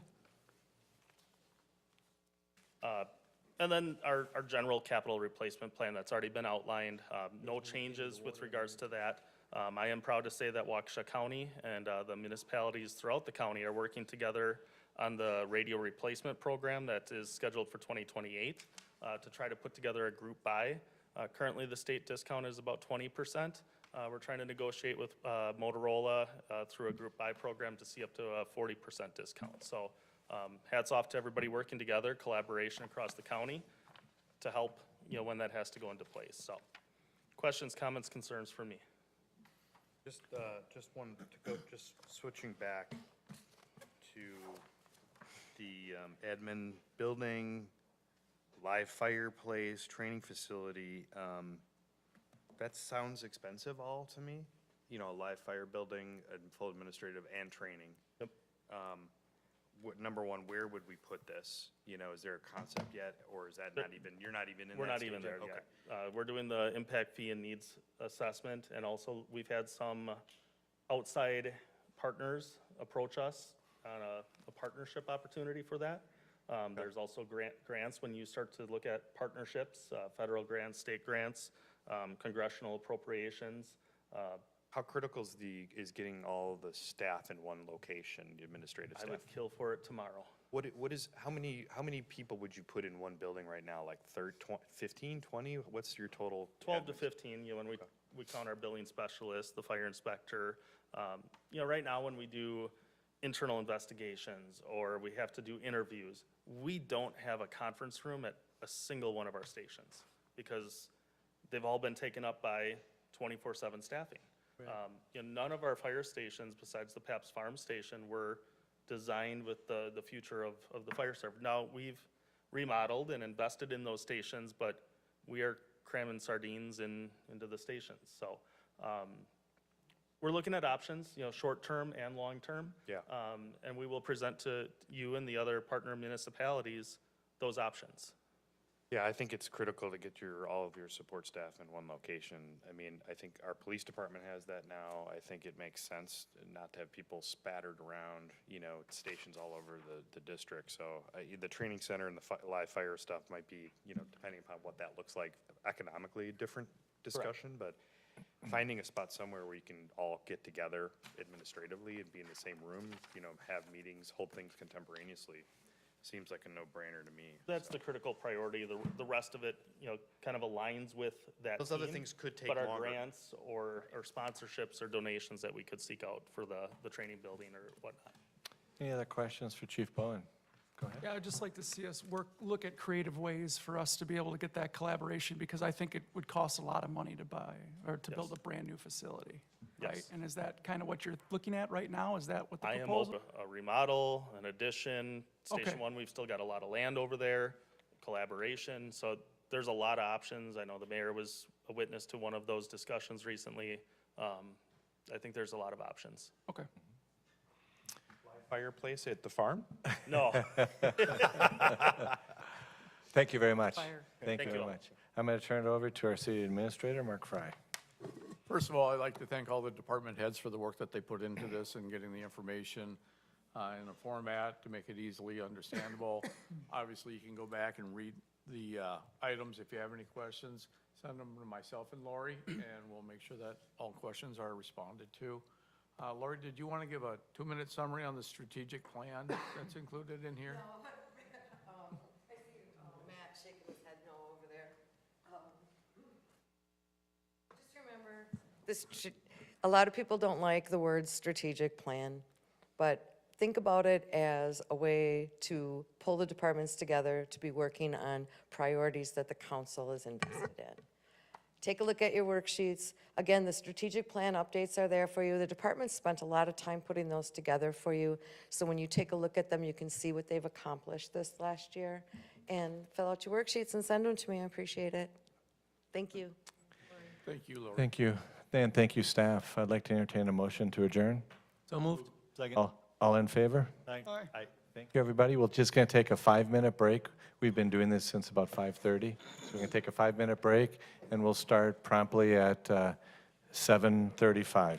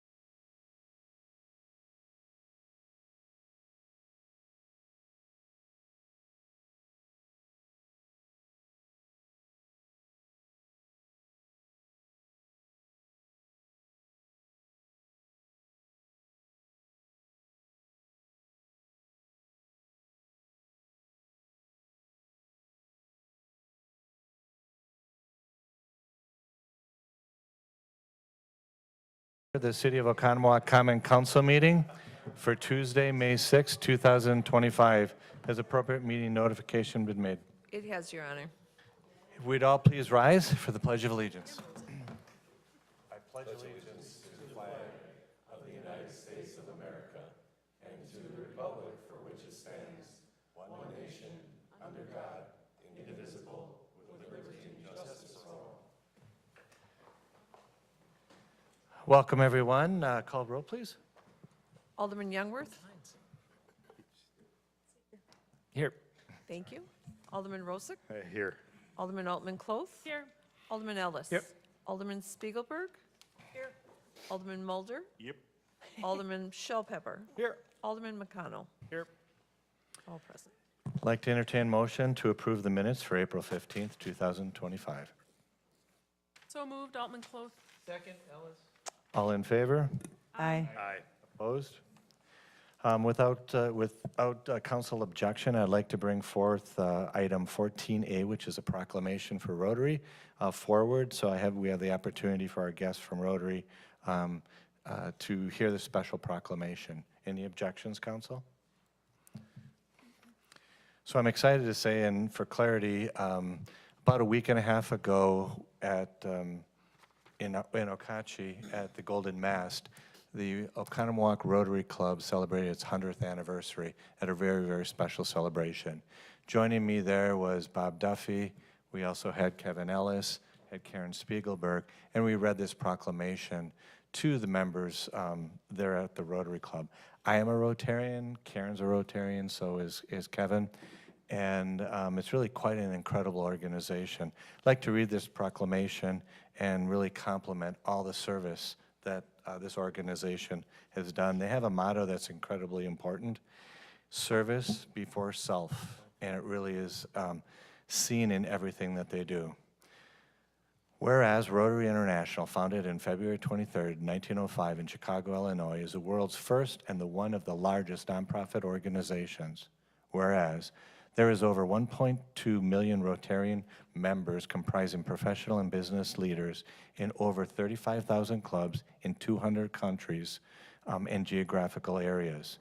Whereas the Oconomowoc Rotary Club was chartered on March 28, 1925 by a cross-section of community leaders dedicated to the ideals of fellowship and service. And whereas for 100 years, the Rotary Club of Oconomowoc has embodied the Rotarians' international enduring motto, service above self. And whereas the Oconomowoc community is grateful for the contributions made by the Oconomowoc Rotary Club throughout the decades and should be duly commended. And whereas the Rotary Club of Oconomowoc has recognized Oconomowoc High School students for their excellence in science, technology, and math with scholarships, and annually addresses recognition for OHS National Honor Society students. Whereas the Oconomowoc Rotary Club started the Rotary Student Preservation Award Program, providing funds to students who have exhibited exemplary character and have overcome personal challenges in order to further their post-secondary educational journey. Whereas the Rotary Club donated funds to the farms at Pabst Farms YMCA to establish the Miracle Field, to provide recreational opportunities for those with disabilities.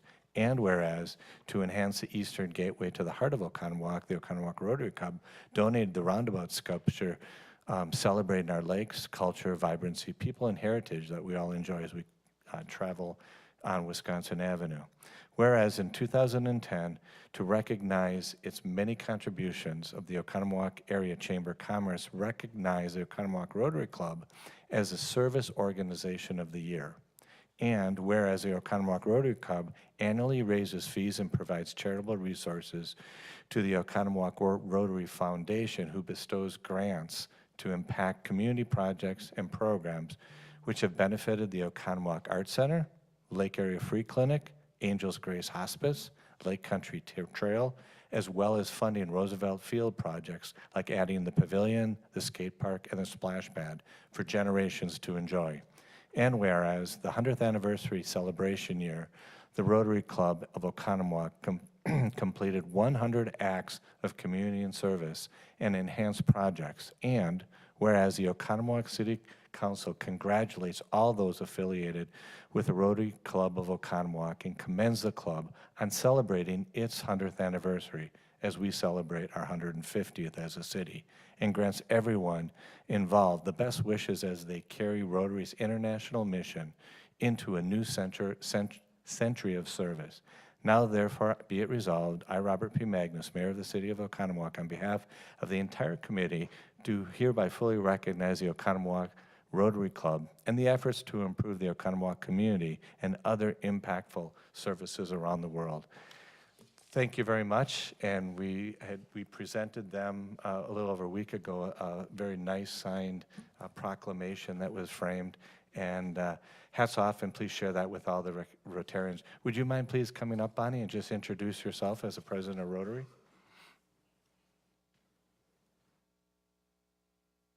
Hi, I'm Bonnie Lewis-Chonin. I'm the current president of the Oconomowoc Rotary Club, and we truly appreciate the partnership and the support of the city as we celebrate our 100th year and you celebrate your 150th. Okay, thank you so much.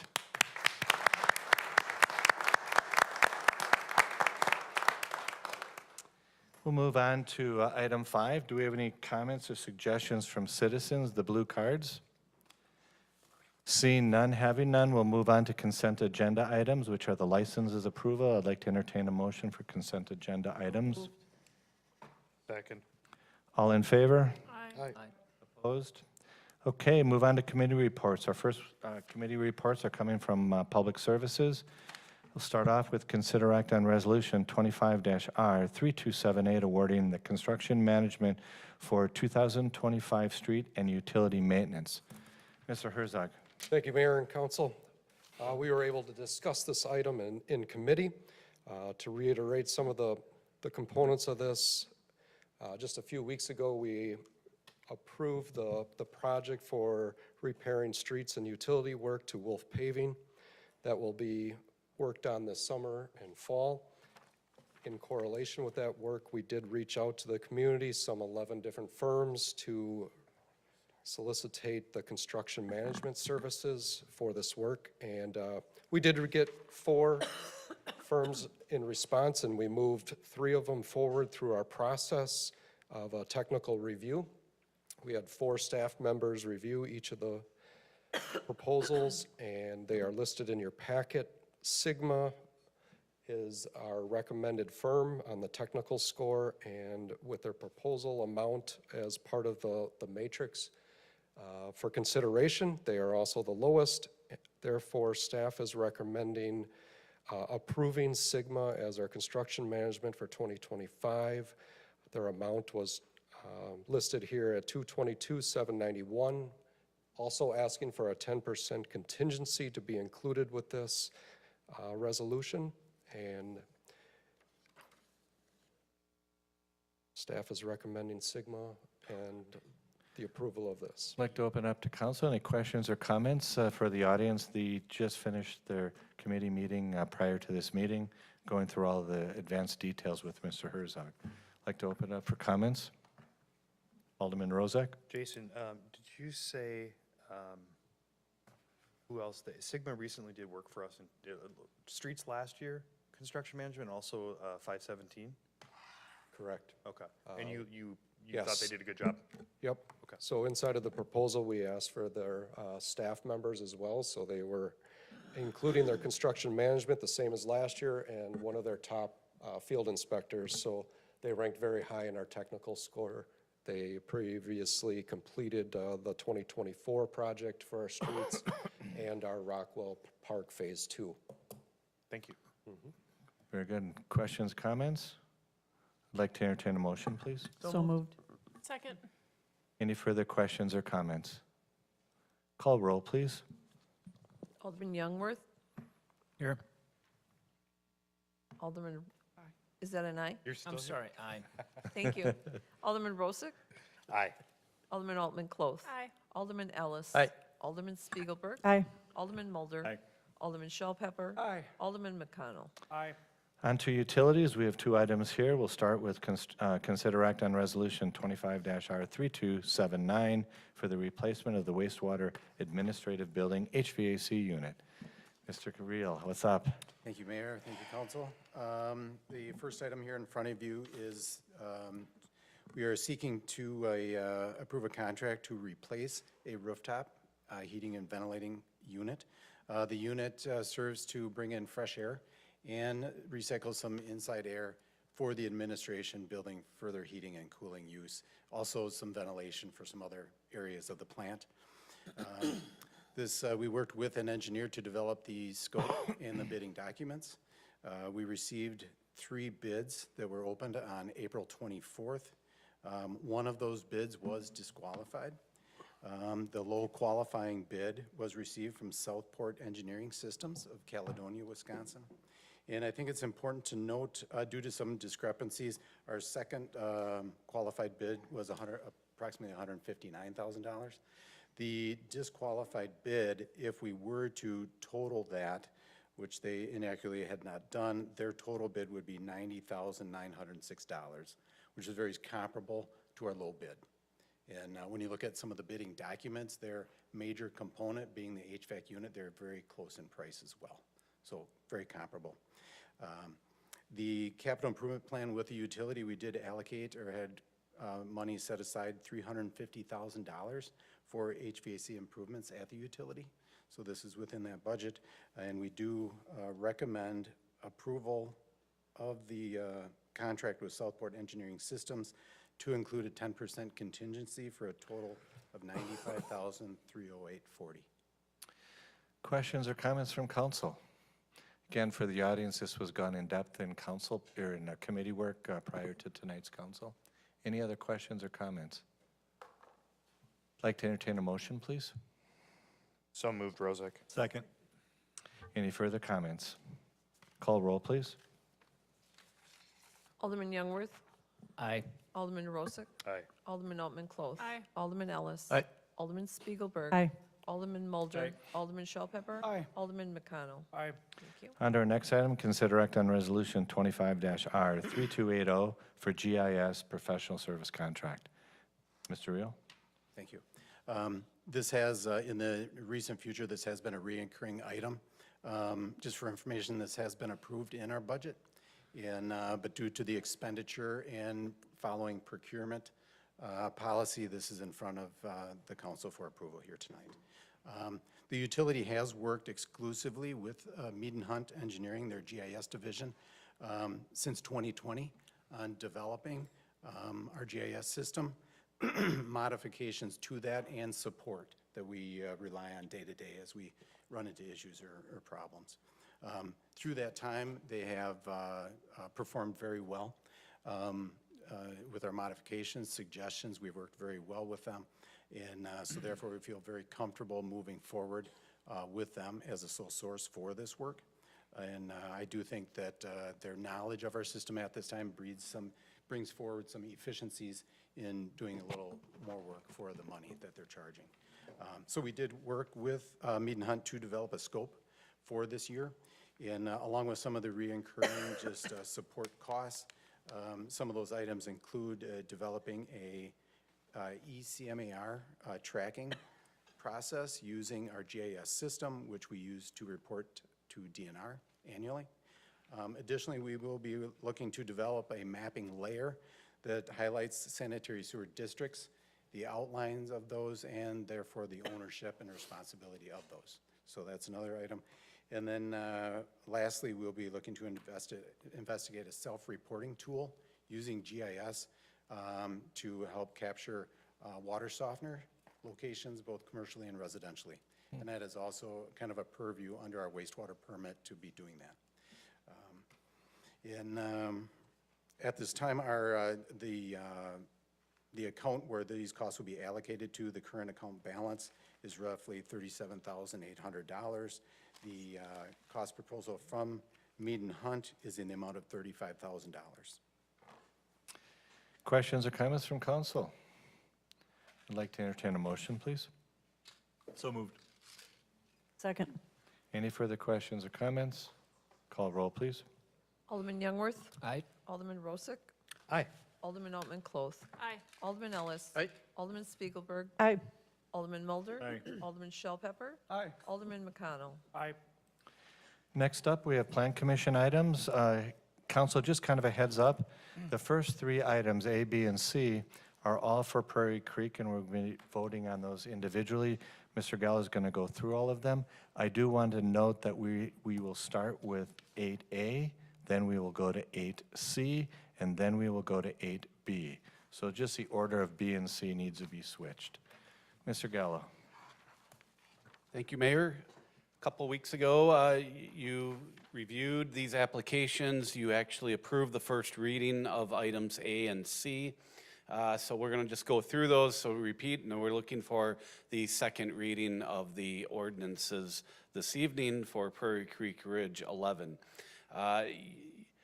We started out with the comprehensive plan and the rezoning. We did hold a public hearing, if you remember. So we had this land identified in the blue area changing the comprehensive plan. We showed you what the plan looks like. This is a portion of the northeast area. It was shown in this red color.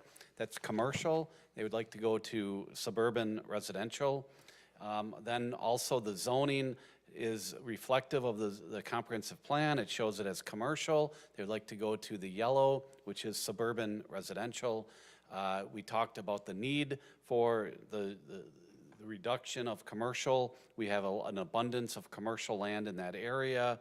We talked what would this be for. We showed the development plan that was submitted. This is single-family homes.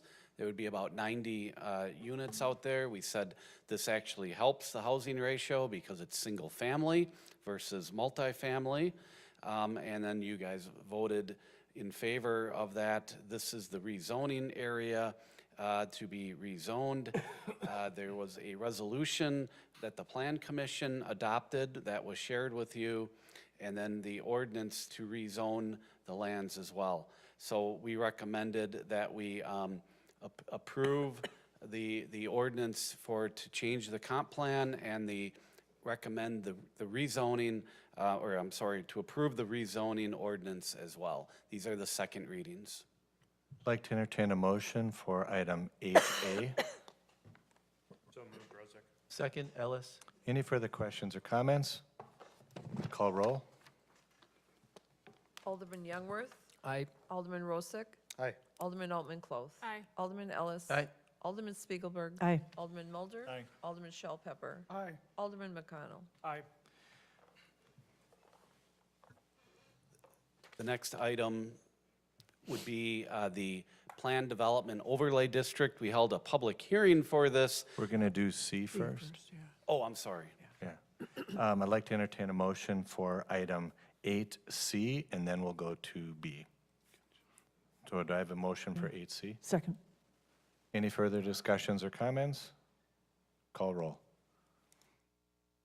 Alderman Youngworth. Aye. Alderman Rosick. Aye. Alderman Altman Cloth. Aye. Alderman Ellis. Aye. Alderman Spiegelberg. Aye. Alderman Mulder. Aye. Alderman Shell Pepper. Aye. Alderman McConnell. Aye. And now we're moving back to item 8B. Mr. Gallo. Thank you. The Plan Development Overlay District. We introduced this with the public hearing so you could see what was being requested.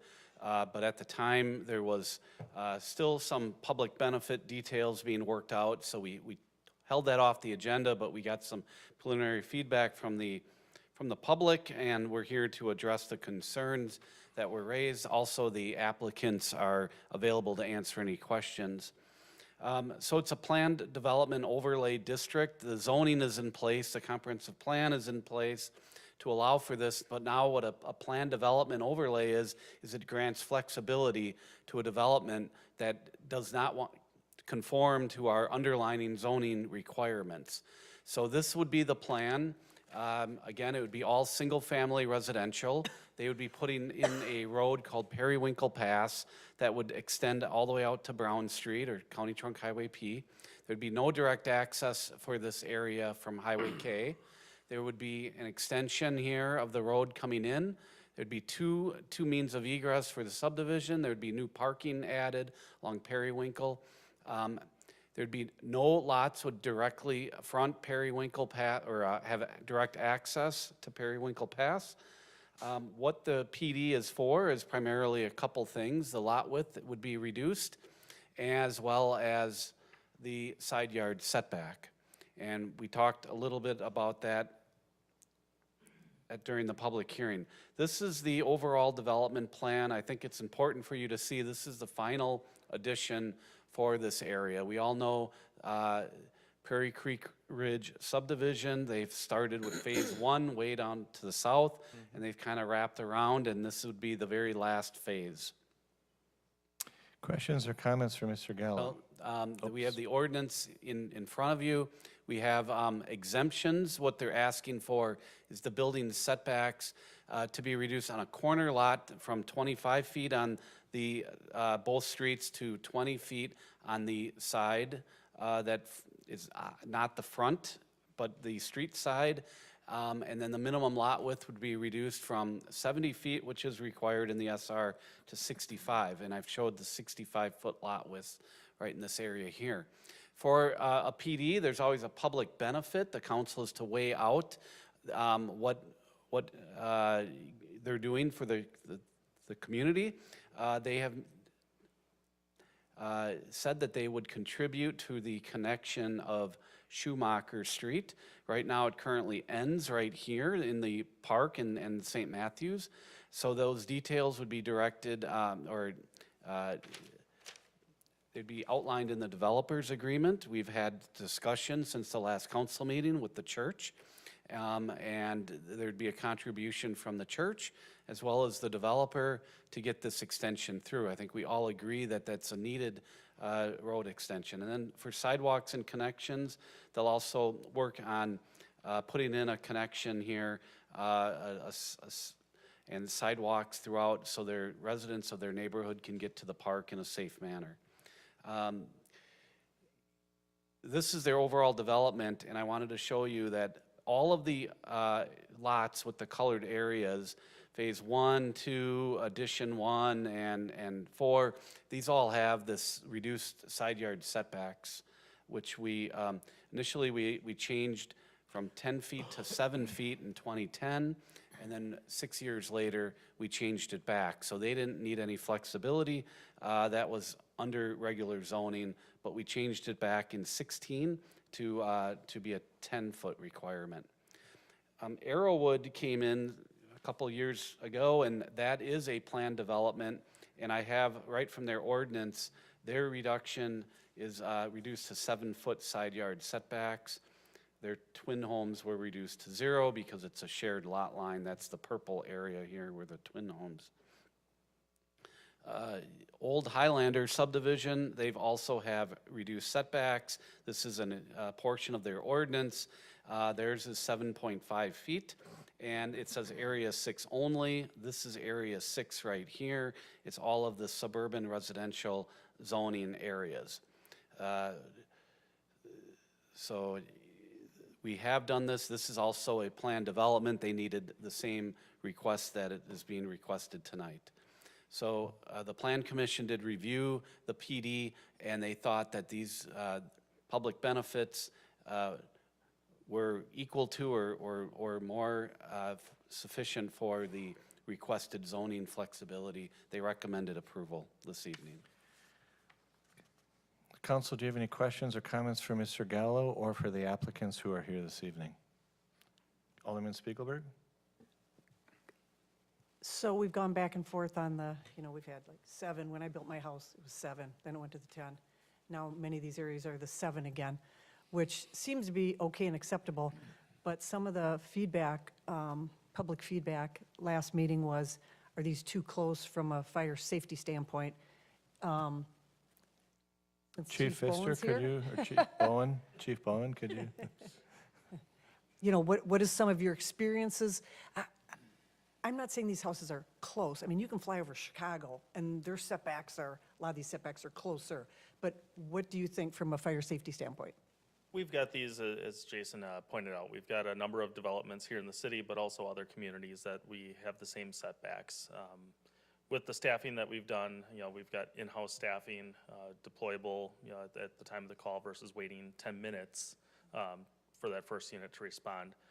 I have no issues with the setbacks that are being recommended. We've approved these recently in other communities as well as here in the city. So I'm not going to say there's not a concern. There's always a concern when you depend upon the wind and all that, but we're not worried about it from what we've done in the past. Thank you. Alderman Mulder? Question for the developer. Which one? Can I get a, Just don't stand up. to the mic? Oh, I should I have just sat need a on mic the at the mic. inside there. Right. We're both excited to get up. Right, they're like, oh God, this guy again. So when you proposed the apartments before, I think that was taking up like half of this that we rezoned. And at that time, you talked about the remaining, so the western half of this being kind of a more affordable homes, a little bit smaller sized, or is that kind of the intent for the whole thing here, or will these be very comparable to what the rest of the development is? Yes. You will see homes here that probably sell for a little bit less than what we are currently selling for in the rest of the subdivision. A lot of it is driven by buyers' wants, the cost, and tariffs, if there are to be any. And Mike has seen a lot of cost increases on his end, and you unfortunately have to pass quite a few of those on. But we do think, in our summary of benefit for the city, we used $495,000 as an assessed value for each of these homes, which is less than the average that's in Prairie Creek Ridge now. Okay, thank you. Other comments or questions? Alderman Shellpepper? Can you drill down on it a little further on like a specific dollar amount of what the home would have been with the 70-foot plot versus the 65-foot? I mean, can you be specific at all? Can you come up, Mike? We got them both, guys. Yeah, all the homes right now are 600,000 plus in. Okay, in so the it's other significant. Thank you. Alderman Rozak? Yeah, I think this is your guys' last development, so we don't have to see you again probably for a while in the area. Are you happy to be rid of us? Finally, finally. But I think you guys have done a great job out there. It's kind of feels like the kind of newest part of the city. It's a pretty neat area. I think this new last piece, necessarily because the lots are smaller, the houses will be smaller and hopefully more affordable. I think that's something we've been searching for at least a little bit. You're never going to see a home in Oconomowoc selling for $300,000 again. It's just not going to happen, at least anytime probably our lifetimes. But this incrementally gets us there, and we appreciate that. Is there a Alderman reason McConnell. why we're going to the smaller lot sizes? Is it simply because of affordability? I mean, what is the reason? Well, when we started out, I'll give you an example. When we started out, we have 175 lots on the south side of the subdivision off Lake Drive. All have this same setback. We were able to sell lots in the 70s and houses in the 300s. That was 14 years ago. I looked at some of the we actually moved here a few years ago, and I looked at some of these houses with the smaller setbacks. Yeah, so there's significant cost involved in helping offset the new lift station that's in that park that serves this area. And that cost will be borne by more homes. Therefore, the cost to offset that lift station cost is less per household. And it's about, there was two ways to develop this. One was this way and the other one was 67 lots. So we would have had 23 less lots to share those costs with that we have to offset for the city's infrastructure that they put in the park, for the lift station and the sewer. Those are all things that help bring the cost down. No, I understand. Is what we charge for each house for the lift station the same no matter if it's 90 houses or 75? Correct. Well, Not per house. Per house, No, Oh, it's each for the house whole would pay $3,400 and, Whether it's 90 or 70 hypothetically, I think it's the Correct. 92. So there isn't any cost savings from, Well, it was my understanding there was a budget number that was put on this property for the sewer lift. Correct. Okay? And if we chose to put two 20-acre houses out there, we're not gonna get away with $3,000 for the sewer hookup. Right. Okay? The same as if we put 67 lots here, the sewer hookup is gonna be greater on those 67 lots than it's gonna be on the 90 lots. Because there has to be a cost amortized over those lots. And that cost was directly related to the cost to put in the lift station. can I jump in? No. It was a rhetorical question. My recollection on the Northeast Lift Station was we looked at this area and assumed, I believe, 93 wrecks, so 93 homes. You're right. And the cost of the lift station per home was based on, spread out over the entire thing. So every time someone comes in for a building permit, right now that cost is $3,405. So if there's 90 lots up here, we're collecting 90 times the 3,405. If they only put in their 67 lots, we're getting 67 times the 3,405. So the city's gonna get less money to go to pay the lift station. But each house pays the same amount. Okay.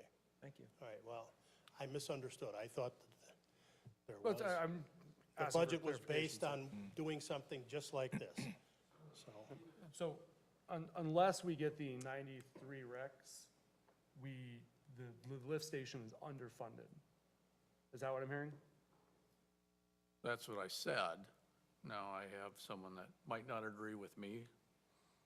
Lori, if I'm wrong, I understand it to be what Mike said. That's what Stan said. We have to adjust the cost based on how many recs go in there, because we have to recover the cost. That's what I was thinking. Yeah. Right. that's what I understood from the city attorney. Right. okay, I apologize. Okay. I apologize. I was going by what I thought was set up for this area. Thank you, Lori. Any other questions, folks? I just want to compliment you guys have done some wonderful developments in the city. Also really compliment you've never come to ask, at least in the last 5 years, for a TIF or a TID, which is really nice. Thank you. So thank you for not doing that, and not only doing that, but also giving back to the community in other ways. So hats off to both of you. Thank you. I agree. Any other comments or questions on this item? I'd like to entertain a motion, please. So moved. Second, Any further questions or comments? Call roll, please. Alderman Youngworth. I, Alderman Rosick. Aye. Alderman Altman Cloth. aye. Alderman Ellis. Aye. Alderman Spiegelberg. Aye. Alderman Mulder. Aye. Alderman Shell Pepper. Aye. Alderman McConnell. Nay. Next up is consider act on ordinance 25-01095 to amend section 17.1088 and 10 conditional use permit standards as it pertains to gasoline sales, vehicle service and repair within the city ordinance. This is a second reading. Mr. Fry. Thank you, sir. This item's up, was acted on at our last meeting.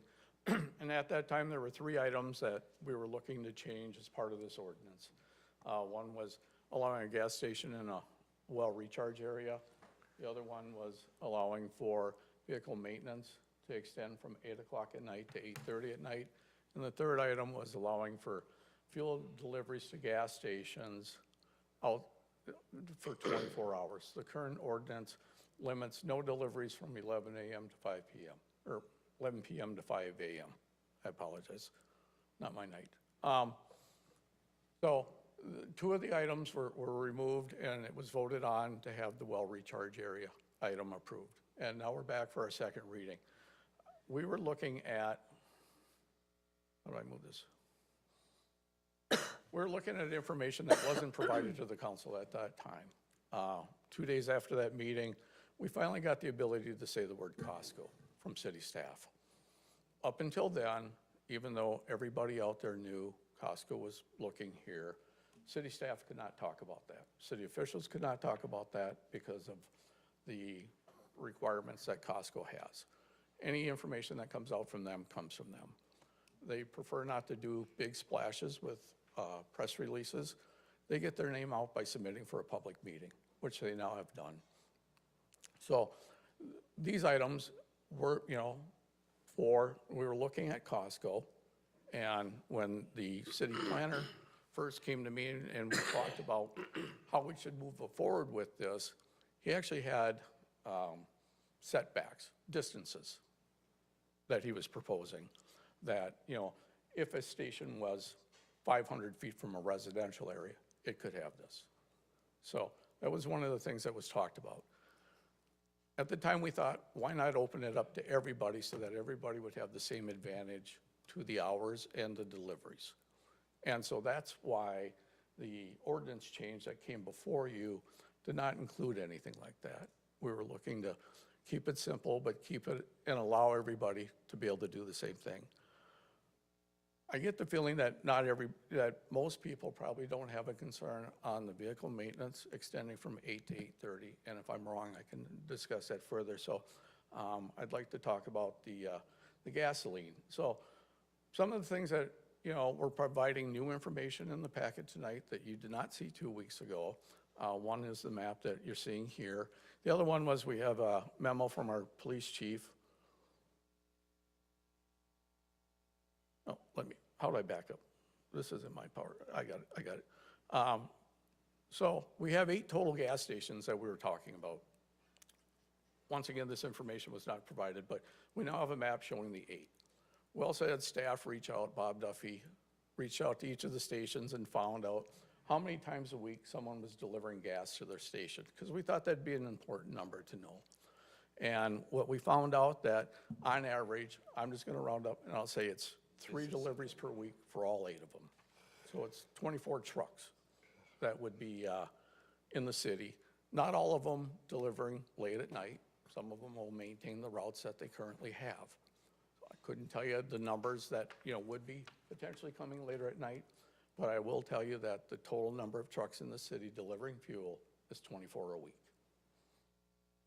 We also had, Chief Pfister had come into my office right after the April 15th meeting and said, how timely, look at this. And he hands me a police report where there was an issue with the driver that was, he said he wasn't yelling, he said he just talks loud, but at a Quick Trip. And he thought that, you know, the gentleman got there late, he got held up, wasn't his fault that he was late, but there he is needing to drop his fuel so that he can start the next day with an empty tanker and go get it filled. But he was not allowed to leave the fuel there because it was about midnight, 12:30, which was outside the hours. So it's not unusual for our police officers to have to get involved from time to time with this. I'm not saying it's 10 times a year, 4 times a year. I'm not saying it's a public safety issue, but I thought it was important to include the information from Chief Pfister in the packet so that you know that this does occur and our officers do go out there and address it. And that was the only reason that that was in there. So we're here tonight. This is the automotive. Costco knew about the meeting. They have provided a letter of support for all 3 of the items that we're now able to share with you. This did come in after the last meeting. And so our recommendation tonight is to, on the second reading, is to include the fuel deliveries to be able to take place outside of the hours of 11 p.m. through 5 a.m. And then also to extend the vehicle service and maintenance from 8 o'clock to 8:30. So I'd like to open it up for for Jason or anybody discussions else. for Jason or for Mark Fry. Alderman Shell Pepper. Is Costco going to be built in a wellhead protection area? Yes. So well 8. Why which do would- we want more gas stations in wellhead protection areas? So when our old wellhead protection area ordinance did not allow for gas stations to be in a well recharge area. When we came through with the wellhead protection plan for well 8, which is the new well that's being constructed out there, there's now standards out there for tanks and everything that you need to comply with. And if you comply, you can be in a wellhead protection area. According to standards we set? Correct. Or state standards?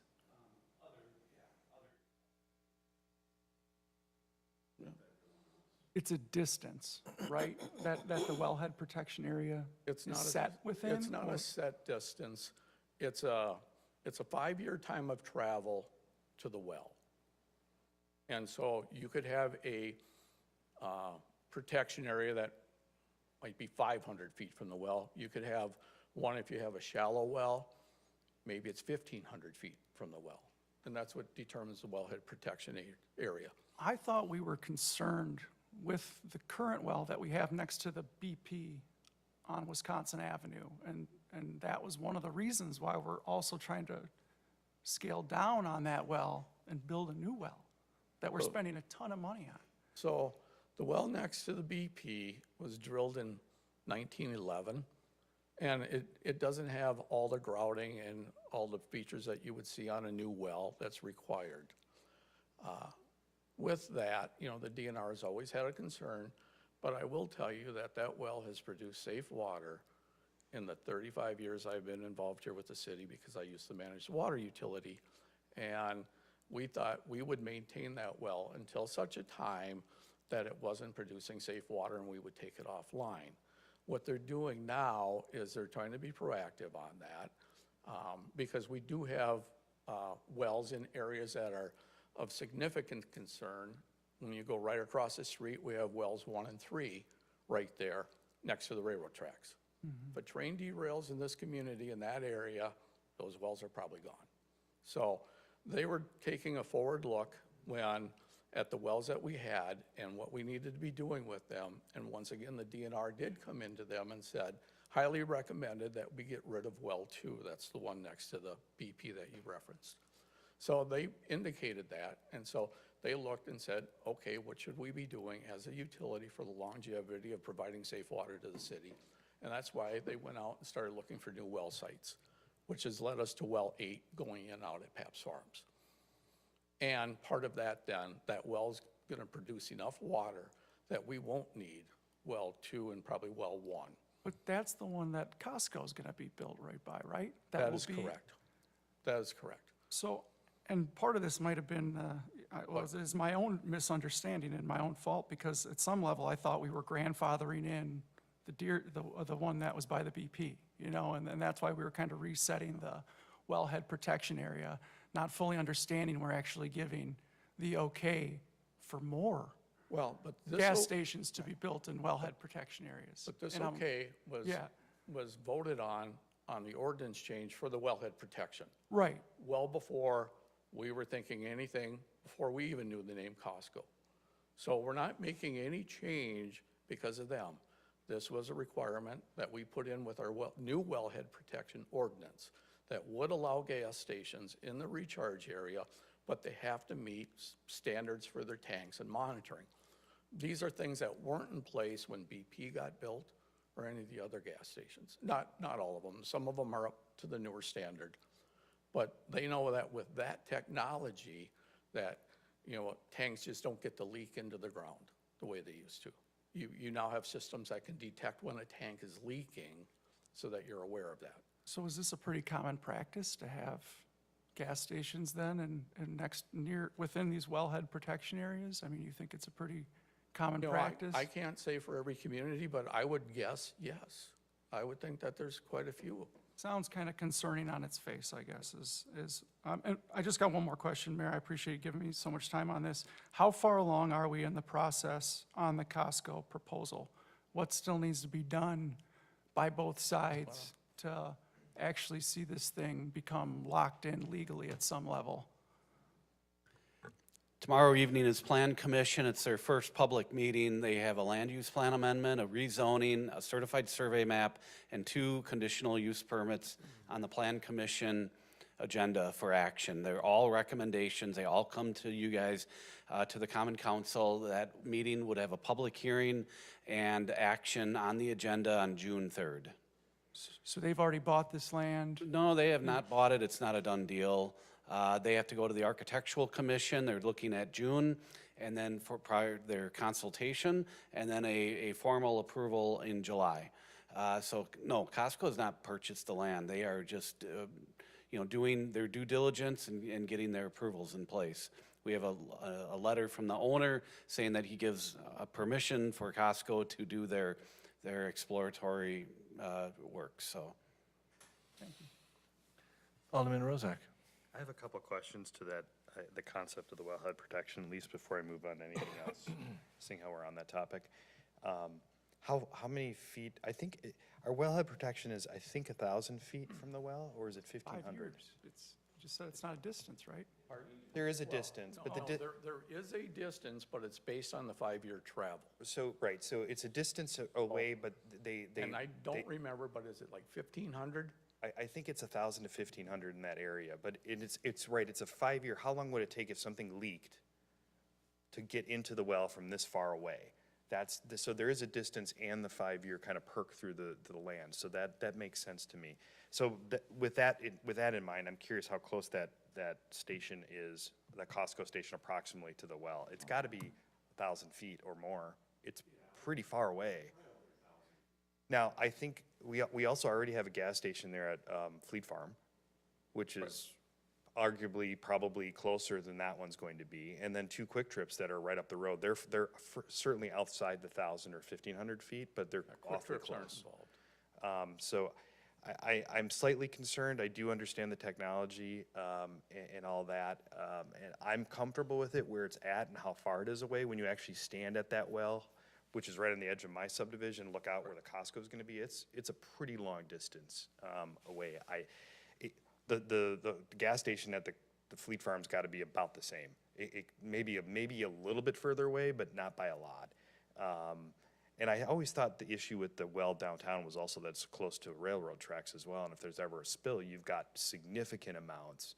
If there's ever a gas or an oil spill there on the railroad tracks, it could spill everywhere in that area and completely affect that well, which we're not dealing with quite the same thing, although we do have the 94 there too. So that was my question about that, and I'll leave it to the rest of the council on anything else. Other regarding that. comments or questions for council members? Are we on the wellhead thing or open for Whatever you want to talk about. Do whatever you Just want. on this topic, just on this agenda item? Yeah, my hangup is just on the gasoline deliveries.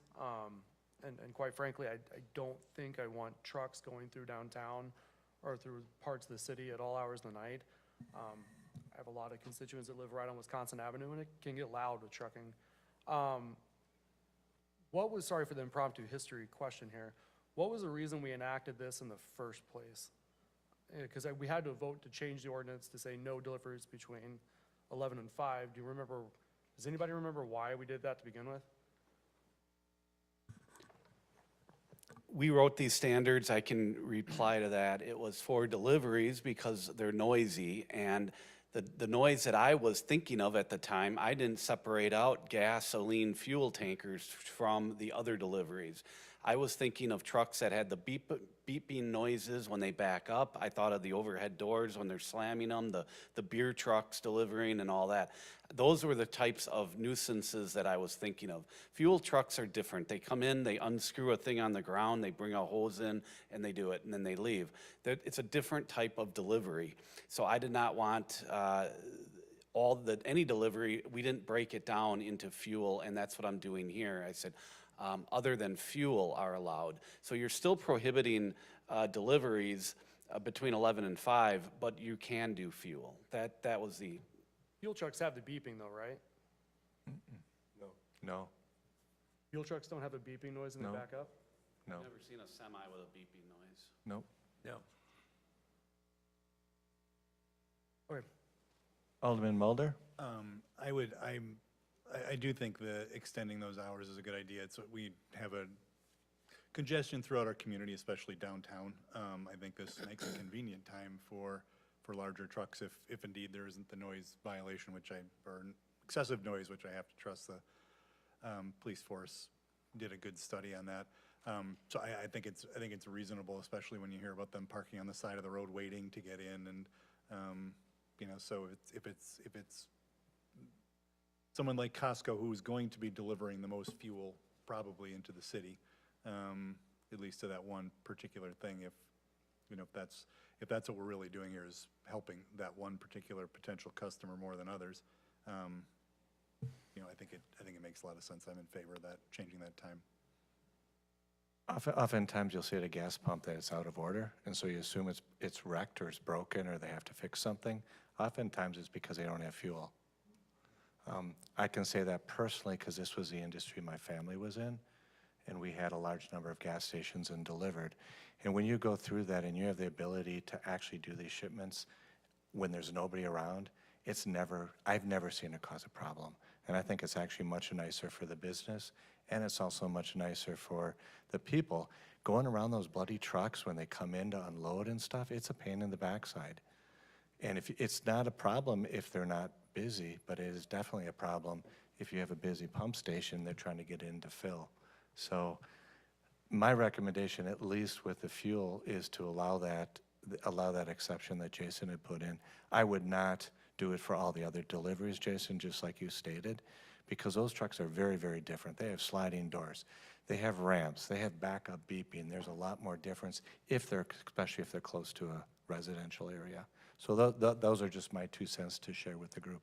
Alderman Shellpepper. Yeah, I appreciate Mark and Jason providing the clarity today on what the true intent of the ordinance change was for. I'm disappointed how opaque the city was a couple of weeks ago on this. I don't understand, especially when we're so early still in the process with Costco, why we couldn't just wait till tonight to bring it forward and just be honest about why we wanted to do the ordinance change.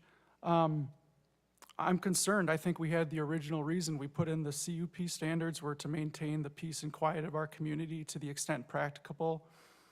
We don't allow trucks to make deliveries in the city between 11 p.m. and 5 a.m. End of story. I don't think we should change that right now. I think the ordinance encourages more traffic on our streets when our constituents want peace and quiet. I think Rusty made a great point. People work hard all day. They don't want to hear trucks going by them on Wisconsin Avenue from 11 p.m. to 5 a.m. at night, and that's what's going to happen. A lot of our constituents in the district live on West Wisconsin Avenue. They're going to be dealing with more noise and increased volume of trucking at night.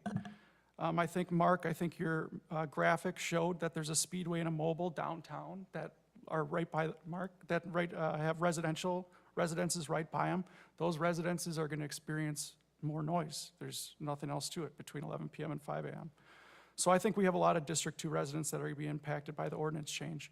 And so the other concern I have, Mayor, with the ordinance change right now is that we're so far from even a done deal with Costco. I mean, why do we make the change now until we're further in the process? I've seen the city, I'll just say repeatedly, we've fallen in the trap of planning for today and we disregard the impact for tomorrow. That happens all the time, a year from now. The Rockwell development, the funding for the Lac La Belle boat launch, the in-kind work for the splash pad. Time and again, we make hasty instead of strategic decisions. And I think if Costco wants to build an Oconomowoc, let's see the signed contract first. Let's get the legal commitments made, and then we can make the changes. So I don't think a single Quick Trip incident in 20 to 30 years, or was it 10 years when we made the CUP standards? However long it's been, it seems to be the only incident that we've been aware of so far with the fuel deliveries. You know, my neighbors regularly call me during the winter to complain about parking tickets for parking overnight. Do we get to change the ordinance to allow for overnight parking in the winter? No, because we have a good reason to keep the ordinance in effect, and I think we have a good reason to keep the conditional use permits for fuel deliveries in effect. So we had 5-1 vote a couple weeks ago on this, on the ordinance change I proposed, so hopefully we'll see something like that again today. I don't think it would make sense to make changes now. That's fair comments. I do want you to think about, what would you rather do? Would you rather have a semi going through downtown at 2 in the morning, making very little to no noise, not bothering anybody in traffic? Or have a semi stuck downtown at 4 o'clock trying to get to one of these gas stations downtown? So while I understand your concept, I'm just sharing a different viewpoint, not an argument, not a debate. So this is an industry that I think this would help. To me, this change, the way Jason has put it together, is a good cleanup approach going forward. Whether or not Costco comes and buys the land, I still would support this because it makes sense. But that's just an opinion, and I'll turn it back over to you guys. Alderman Rozak. Yeah, just a couple quick questions, Jason, if you can. This change only affects the gasoline sales and vehicle service, right? I mean, there can be other people delivering downtown to other businesses, you know, dropping off food, isn't there? Or is there no other? Not during 11 p.m. to 5 a.m. There's no other deliveries downtown to any businesses? No, there certainly could be. This standard is set up only for gasoline sales. If a business like, Let's say Roots wanted to get a bunch of coffee delivered at 3 in the morning or yes, donuts they could do delivered. that. Yeah, I mean, this only affects gasoline vehicles service and repair. We only have 8 stations in town. I don't think anyone's gonna be driving through, all the way through Wisconsin Avenue, because the only gas station on the other side of town through your district is actually not in the city. That's in the village of Lac La Belle, and they can do whatever they want with that station. They could let them deliver any hours, anytime they want. So, the stations that are currently, I mean, most of them actually are in my district, and are close to 94. The other 2 that are right downtown and I think the 5-0s, those guys are gonna get service through 16 or 94. They're not gonna be cutting back across the lake or through downtown and driving around. We're also not allowing them to do any other deliveries, so it's just an occasional fuel stop. I don't see these guys deciding to take a detour through, Merchants Platte or back through Concord Road to get back to 94. It just doesn't make any sense. They're gonna go 16, 67, 94, that's gonna be the route. So I see very little effect to anybody in the other district on this change. I also think the change does expand and allow the businesses to operate as they see fit. Why would we want to, as a government, tell a gas station, a Quick Trip by me, when they can fill gas what's most convenient for them? Why do we get to judge that? That's what we're essentially have done.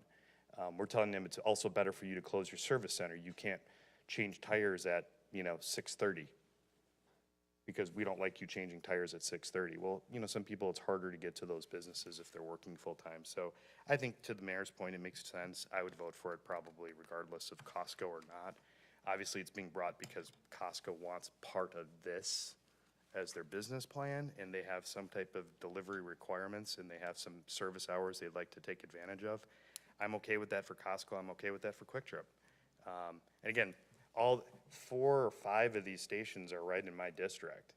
And frankly, getting those delivery trucks out of a Quick Trip, especially the dual Quick Trips, the competing Quick Trips, getting delivery trucks out of there during like a rush hour time or, morning time is, to me, a net positive for that area, at least, from my opinion.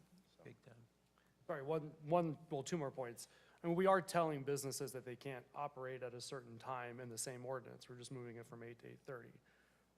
So respectfully, I mean, we are already telling when you can and can't do business. But secondly, has any other gas station, probably specifically Quick Trip, asked for this? Like, if it wasn't for Costco, would we be here tonight having this conversation? No, no one's asked for it, but it does make the police's job easier, and it makes sense, and it's an economic development tool. Alderman Shellpepper asked, why are we doing this now? Why don't we wait? Well, tomorrow night, they're going to the Plan Commission for a conditional use permit for a gas station. We have standards, and they can't meet those standards. If you guys adopt this tonight, then it's laid out. We're setting the table, doing economic development for a relatively large retailer to come to the city. This is very, very important to Costco. They have many stores throughout the whole country, and they have their standard operating process. They know every store is open, all their fuel deliveries can be 24 hours a day. If we say no, I don't know what they're gonna do. So we were trying to be proactive and get this changed before they come for their conditional use permit. Alderman Spiegelberg. As far as the gas time delivery, and I understand what Alderman Shellpepper is trying to say, but I think this is a good trade-off, because I think to have them have that ability, like Mayor said, to do this in the middle of the night and not during the day, where it can be very obstructive. I think all of us have been in a gas station when the big trucks are in there, and potentially very dangerous, so. Could we, I have a question. Go ahead. To try to alleviate some of the concerns, I mean, is there some kind of compromise language we could put in this proposed CUP that would still not allow those deliveries if they're within, 100 feet of residential homes or something? I mean, could we add that if there's a concern there, or is that just too much? That seems restrictive. Yeah, I wouldn't do that, because we've already done that ordinance. I don't think that's appropriate. Okay. Legally, the answer is yes. Yeah. But that is a policy determination for you. Is that something Then we're like making judgments on hypothetically we could- wellhead stuff that we've already addressed, so. is that like, say we pass this tonight, is that something hypothetically we could bring up in a year or 2 years from now, saying, hey, we've passed this, we have lots of trucking noise, we need to change this? Yep. What- Yes, Yeah, we can address. absolutely. Would Costco have any recourse against that? Well, they would be, if, assuming that you approve their conditional use permit, after this change to the comp plan goes in, then they have a permit and you cannot jerk that back. But that'll happen in June. Okay.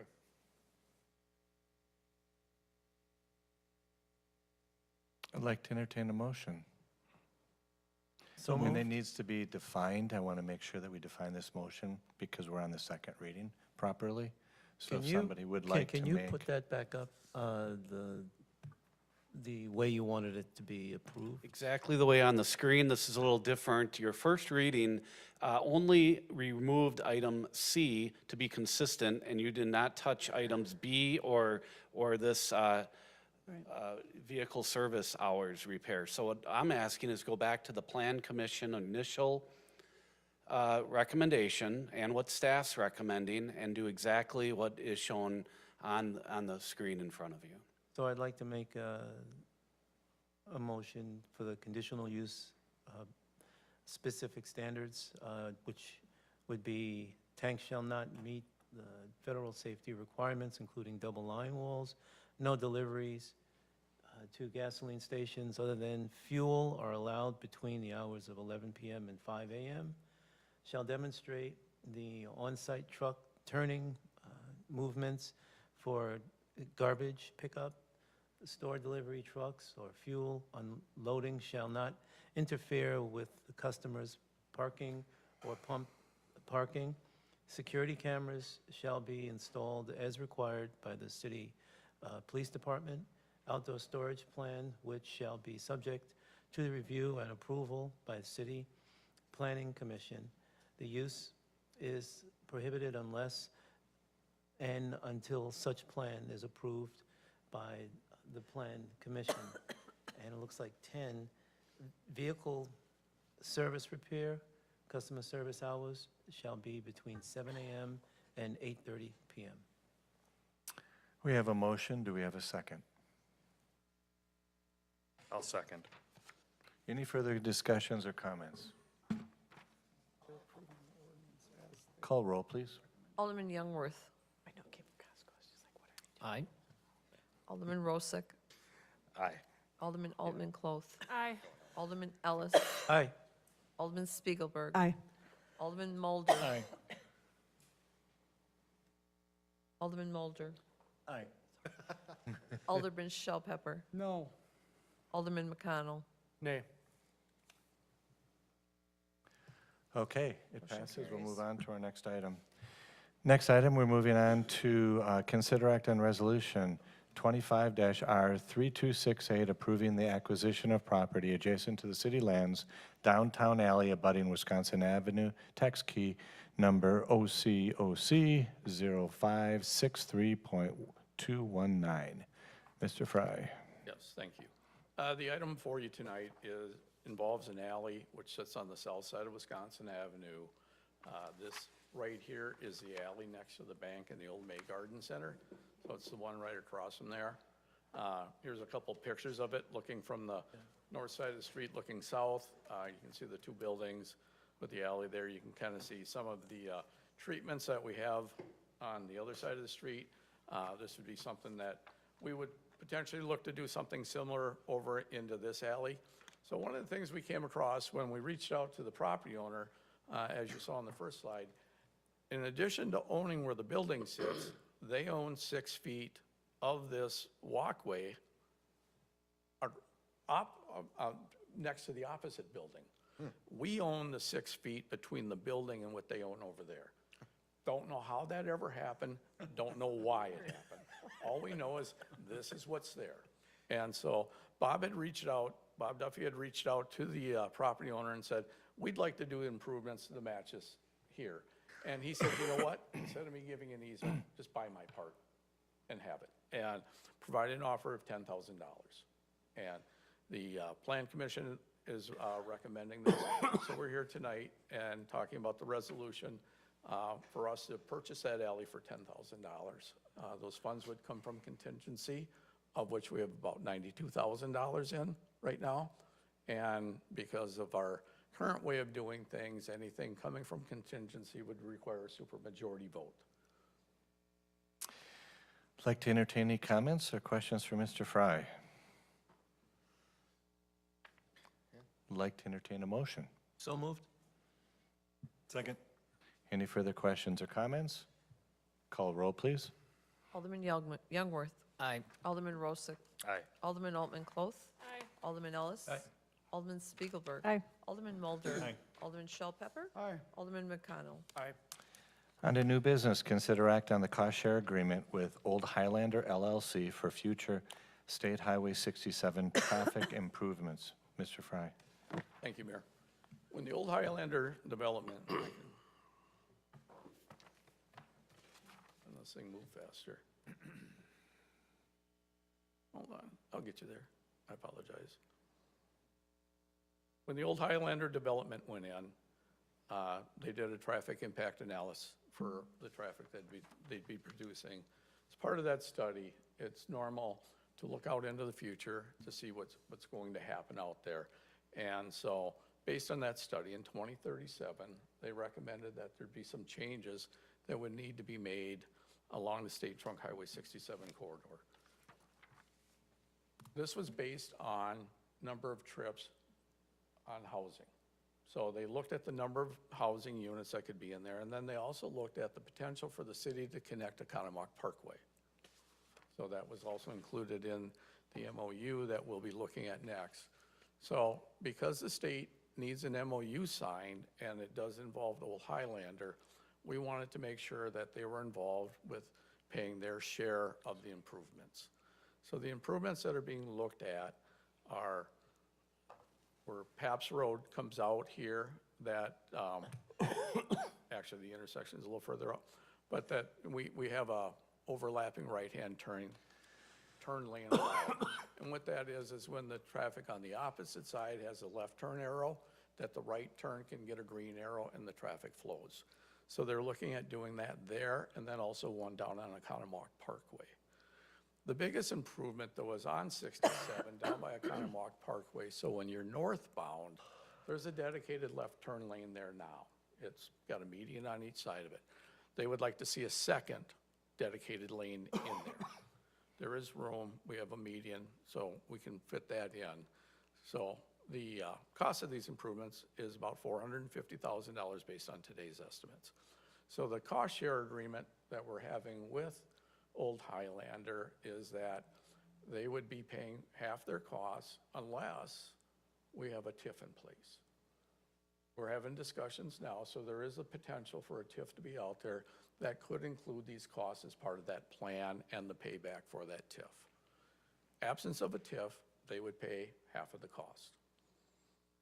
The MOU is necessary because the state of Wisconsin can hold up a final plat approval. And that's what they said they would do. They were gonna hold up the first plat, the first final plat approval. We talked to them, we said, you know what, we got several other phases. Let us get this worked out, figure out how to best to have this work for everybody, and we will come back and get you the MOU. So that's what we're doing here tonight. But before we vote on the MOU, which is the next item, I just wanted to make sure that we had a cost share agreement in place between the city and Old Highlander for those costs. Couple questions. How do we pay for it if there's not a TIF? Where do we get our 225 grand from? We would budget, it would come from Road- reserves, road borrowing, any of the options that we have now for obtaining funds. Didn't the DOT already make us change Paps Road a couple years ago, once already? Didn't they make us redo all that? Add the lanes? Or is that at Conomowoc Parkway that I think it was the Parkway, they already made us redo something there? Yeah, so there was some work at the intersections when Wangard was in. Okay. So that work took place. Now, the thing to remember, and I didn't mention it, is the fact that this is based on 300 homes in the Conomowoc Parkway being connected, or just 400 homes in the single-family home area, this area up in here.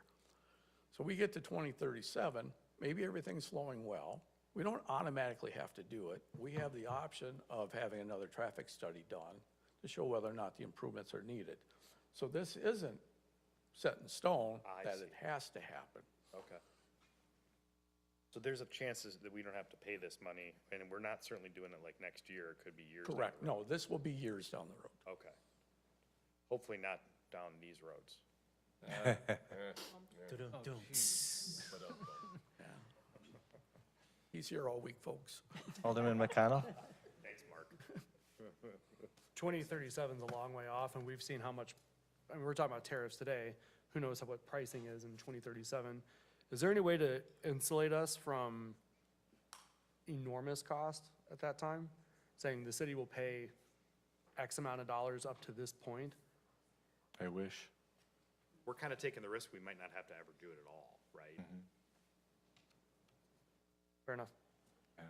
Good question, but I wish. Could we write in the agreement that the city will pay up to 500,000 hypothetically, totally hypothetical, and then the developer has to cover the gap from there on out? We can write anything. We had come to the council, a closed session committee of the whole and discuss this. I've had disagreements with the developer along, and neither one of us like the number we have, so that should tell you that it's probably a good number. Fair enough. Thank you. So we'll be voting on item A and then item B, the memorandum. But we'll first start with item 9A. I'd like to entertain a motion. So moved. Second. Any further questions or comments? Call roll, please. Alderman Youngworth. Aye. Alderman Rosick. Aye. Alderman Altman Cloth. Aye. Alderman Ellis. Aye. Alderman Spiegelberg. Aye. Alderman Mulder. Aye. Alderman Shell Pepper. Aye. Alderman McConnell. Aye. On to item B, consider act on the memorandum of understanding. I'd like to entertain a motion. So moved. Second. Any further questions or comments? Call roll. Alderman Youngworth. Aye. Alderman Rosick. Aye. Alderman Altman Cloth. Aye. Alderman Ellis. Aye. Alderman Spiegelberg. Aye. Alderman Mulder. Aye. Alderman Shell Pepper. Aye. Alderman McConnell. Aye. On to our next item, consider act on resolution 25-R3281 for Westover Playground Equipment Replacement. Mr. Betcher. Thank you, Mr. Mayor. So yeah, I have in your packet tonight a request for Resolution 25-R3281 for replacement of Westover Park Playground. This playground is 30 years old and is definitely in need of replacement. We did advertise and get several proposals from 4 different companies. This did get brought to the Park and Rec Board on April 14th, and they approved the Lee Recreation Option number 3. This is also included in our budget for 2025. We had $45,000 available for this project. This is the, option 3 is what the staff recommended, and we're asking you to approve that as well. Questions or comments? Quickly. Go Is ahead. Westover the one with the 2 tennis courts right off Yeah. of Silver Lake? Is that Westover? Yep, that's Westover. Yeah. Alderman Altman Cloth. So just for clarification, so you said this was already budgeted, or this was already approved at some point, so it was just a matter of, because I noticed the work's already started. Well, we started the removal process, yeah, but we haven't ordered yet the equipment. Okay. The equipment has to come out. Okay. Alderman Mulder. This was a conversation I think maybe we had last year at budget, because talking about there being a park just down the street. So I mean, this was something we had debated. So this is a reversal of that. This was originally scheduled in '26, and the other one was scheduled into this year. Gotcha. So we flip-flopped that as we're reviewing the other playground for a potential of a different site for it. Okay. That's right. There was another park off the Hawthorne. bike path, Hawthorne. Yeah, right? the one off of- Because it's kind of weird and isolated. Right. We're Yep. thinking about just getting rid of Getting that rid one, of it right? altogether. And I mean, yeah, well, that's not what the agenda Dangerous. item, Yeah. yeah, no, 100% for that. Okay. Any other comments or questions regarding this playground equipment? Like to entertain a motion? So moved, Altman Cloth. Second, Ellis. Any further questions, comments? Call roll, please. Alderman Youngworth. Aye. Alderman Rosit. Aye. Alderman Altman Cloth. Aye. Alderman Ellis. Aye. Alderman Spiegelberg. Aye. Alderman Mulder. Aye. Alderman Shell Pepper. Aye. Alderman McConnell. Aye. The next two items, item 10 and 11, the election of the council vice president and the selection of the council representative to Plan Commission. I'm going to turn that over to our city clerk and to our city attorney. He's going to get us where we are today. I do want to make one quick comment. Whoever is going to represent the Plan Commission, we do have a meeting tomorrow night at 6 o'clock. And it actually, you know what, there's a lot of things on there, so please reach out to Jason if we need to meet with you or get you up to speed. We also have Dean out there, so I'm sure Dean would help us as well, but there's a lot on that agenda, things that you'd want to look at, so just a heads up. So Attorney Riffle, if you can take charge here. Well, I'm just going to interject with regard to 9 or 10, whatever it is. Vice President? Yeah, 10, election of council vice president. I was approached prior to the meeting with a question related to procedure and a question as to whether or not this would be appropriate. There is an older person that had asked if they could be recognized by you, Mr. Mayor, before we get into the election process. In particular, Alderperson Spiegelberg has asked to address the council and as a point of personal privilege, asked for that privilege. And so it would be appropriate for Be up to you me. to ask the council whether there's any objection to that. Okay. So I'm not aware of what's being discussed or what's going on. I don't have a problem with giving any standing member that right if they would like it, but how do you guys feel about it? Are you guys okay with? Do we have a pending motion on the floor? No, Was it tabled? the last- election is tonight. So if I hear no objections, then any objections at this time? Not really understanding what's going on. Help me. Alderman She's gonna talk Spiegelberg, to you. Alderman Spiegelberg has made a request to you guys as council to be able to make a statement about Oh, something. okay, cool. And I have no idea what's going on. That's why I have Stan read it. I don't know. That's the truth. Thank you, Mayor. So, wait, I Yeah. haven't given you Oh. permission yet. Oh, you haven't? No, Okay. just kidding. Okay. So I'd like to turn it over to Alderman Spiegelberg. Okay, well, thank you, Mayor, I appreciate it. I just want to tell Alderman Shell Pepper, thank you so much for nominating me 2 weeks ago, and I want to thank all of you for the trust you put in me as vice president last year and a couple other years that I served. But I think it's also a good thing for any of us who have been leaders on this council to recognize opportunities for others to lead. And I think overall that makes us a stronger and more cohesive council. So I'm not asking for any recommendation for vice president nomination tonight. So now what do we do? Are there any nominations for the vice president or vice president of the council? Well, we have tabled, are we starting over? Start over. You start over, we legally can start over. So I'd like to entertain motions for vice president of the Common Council. I'm going to nominate Jennifer for vice president. Do I have a second? Second. I didn't think we were doing second. Oh, we don't have to do second, that's right. Right, you I'm don't. sorry. Just, do I have any other nominations for vice president? I'll nominate Chaz. Do I have any more nominations? Okay, Gina, I'll turn it over to you to run this. Thank you. So at your seats, you do have 2 separate ballots for tonight, one for the council vice president. If you want to make your selection on that, I'll come around and collect them, and then I'll tally them all up. Just pass them down. So, she brought a box, a very official box. And you haven't made out. No problem. I thought you brought a Kleenex box. Thank you. It took very, very much time out of your busy schedule to I had someone do it. get somebody else to do it. Are they voting for Give you both, mine, or are right? they just for? Yeah, I thought we were passing them down, sorry. What? Just for vice president. Yeah, yeah. We've had those before. Do we fold it? Does it not matter? Folding is fine, but since I have a box, it's not necessary. Right. And just to be aware, there's a meeting I would like the vice president to potentially attend on Thursdays. Whoever wins, please come and talk to me. Your president, it will be attending, but I don't know who the vice president will be. It's an opportunity, but not a demand or Verify it's required. empty. There we go. Okay. I'll start with the tally. So 1 for Jennifer Altman Cloth, 1 for Chaz, 1 for Jennifer, another for Jennifer. I'm reading them right as they're written. Shell pepper. Did they spell it right?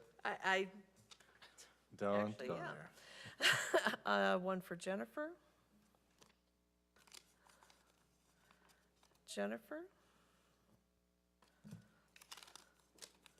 And another for Chaz. So that's 5-3. So Congratulations. Jennifer is elected Congratulations. Council Vice President. So Eric and Kevin, I have to cancel or reschedule our meeting for Thursday. Wow. Okay, so you also have ballots for representative per the Plan Commission as we proceed on that. So are we ready to move for motions on that? In motions for Plan Commission, please. I'll make a motion for Kevin for Plan Commission. Do I have another motion? I nominate Karen. Do we have any other further motions for Plan Commission? And you do need to come tomorrow night, please. Just, can I ask a Okay. question on that real quick? Yes. Not knowing how tonight was gonna go, I mean, I've read the packet, I am ready to go. We'd love So- to have you join us. I mean, I'll join from the gallery Yeah. happily, but that's, like, whoever's tonight has to be in that Has chair to be, tomorrow. Okay, correct. That's all I need to know. Yeah, go for it, yeah. Okay, if you can vote.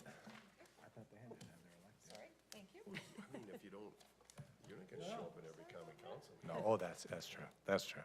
Yep. I know what you mean. Yeah, good.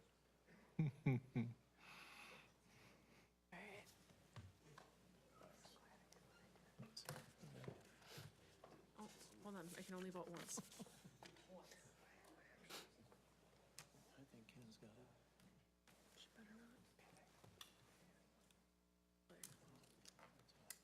See my addition to your.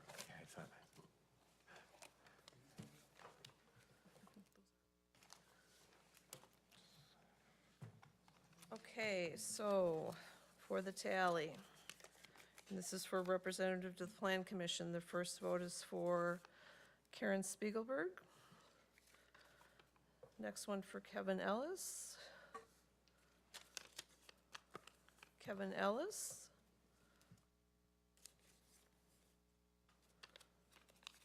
Kevin Ellis. Kevin Ellis. Karen Spiegelberg. Kevin Ellis. Oops, sorry. I'm monitoring this. Yeah.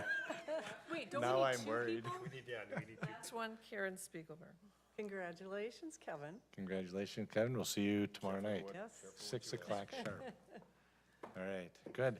On to staff reports. Just have a couple for you.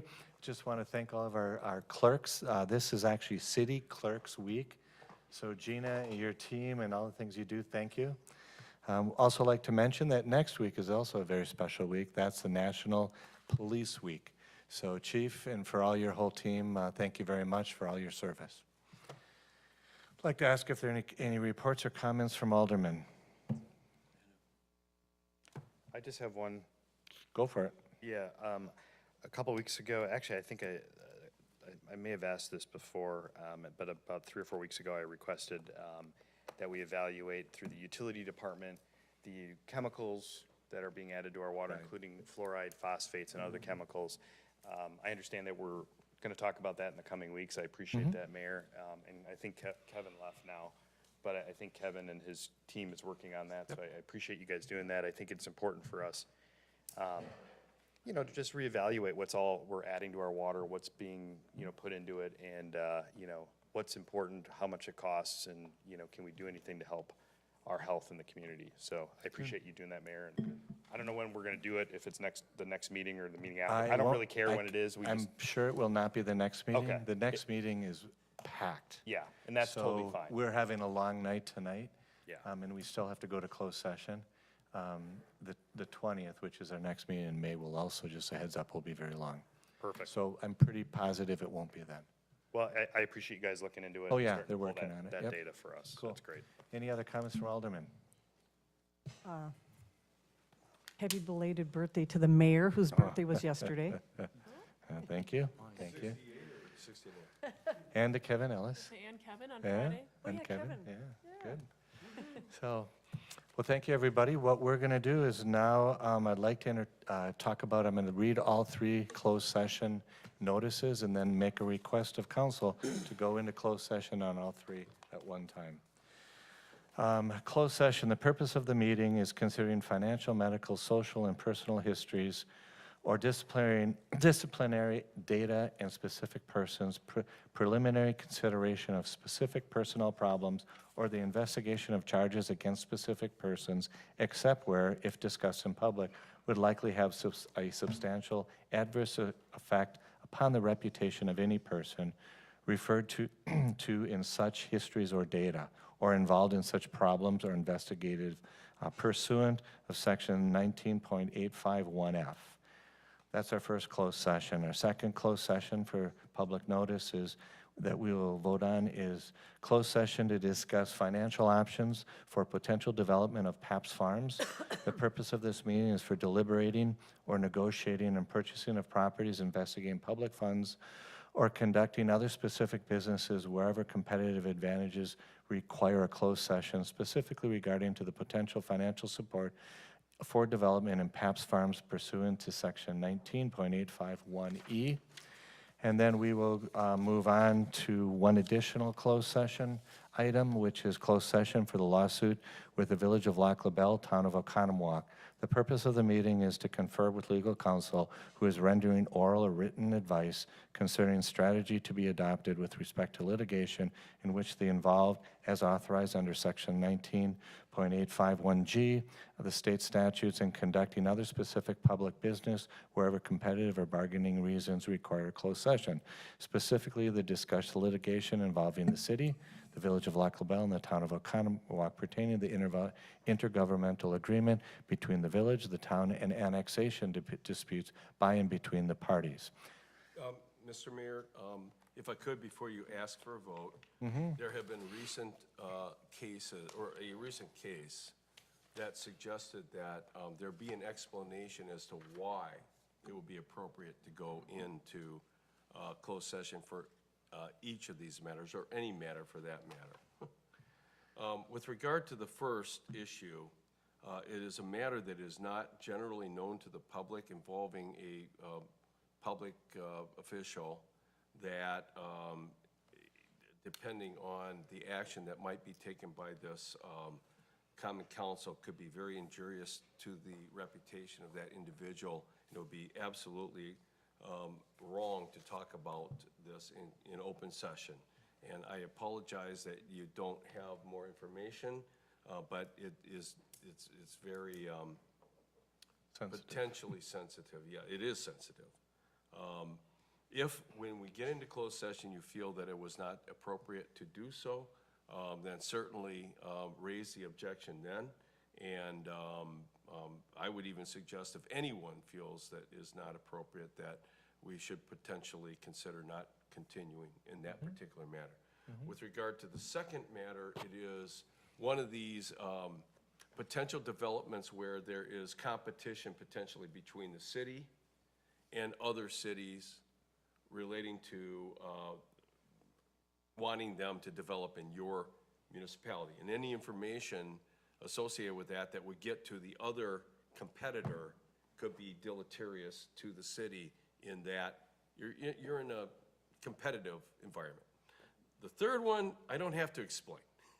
The third one relates to litigation that we're already involved in, and we had already set it over for tonight to make a final determination with regard to issues pertaining to these lawsuits. So with that, now if you, I'm okay to do one motion for all three, correct? yeah, that's fine. I'd like to entertain a motion to go into closed session for all three items. So moved. Second. Any further discussion? Call roll, please. Alderman Youngworth. Aye. Alderman Rozak. Aye. Alderman Altman Cloth. Aye. Alderman Ellis. Aye. Alderman Spiegelberg. Aye. Alderman Mulder. Aye. Alderman Shell Pepper. Aye. Alderman McConnell. Aye. We will adjourn into room 3 Oh, we are. from here. And then we will close the closed session there and close the council meeting from that Actually, room. your agenda has us going into open session, but we'll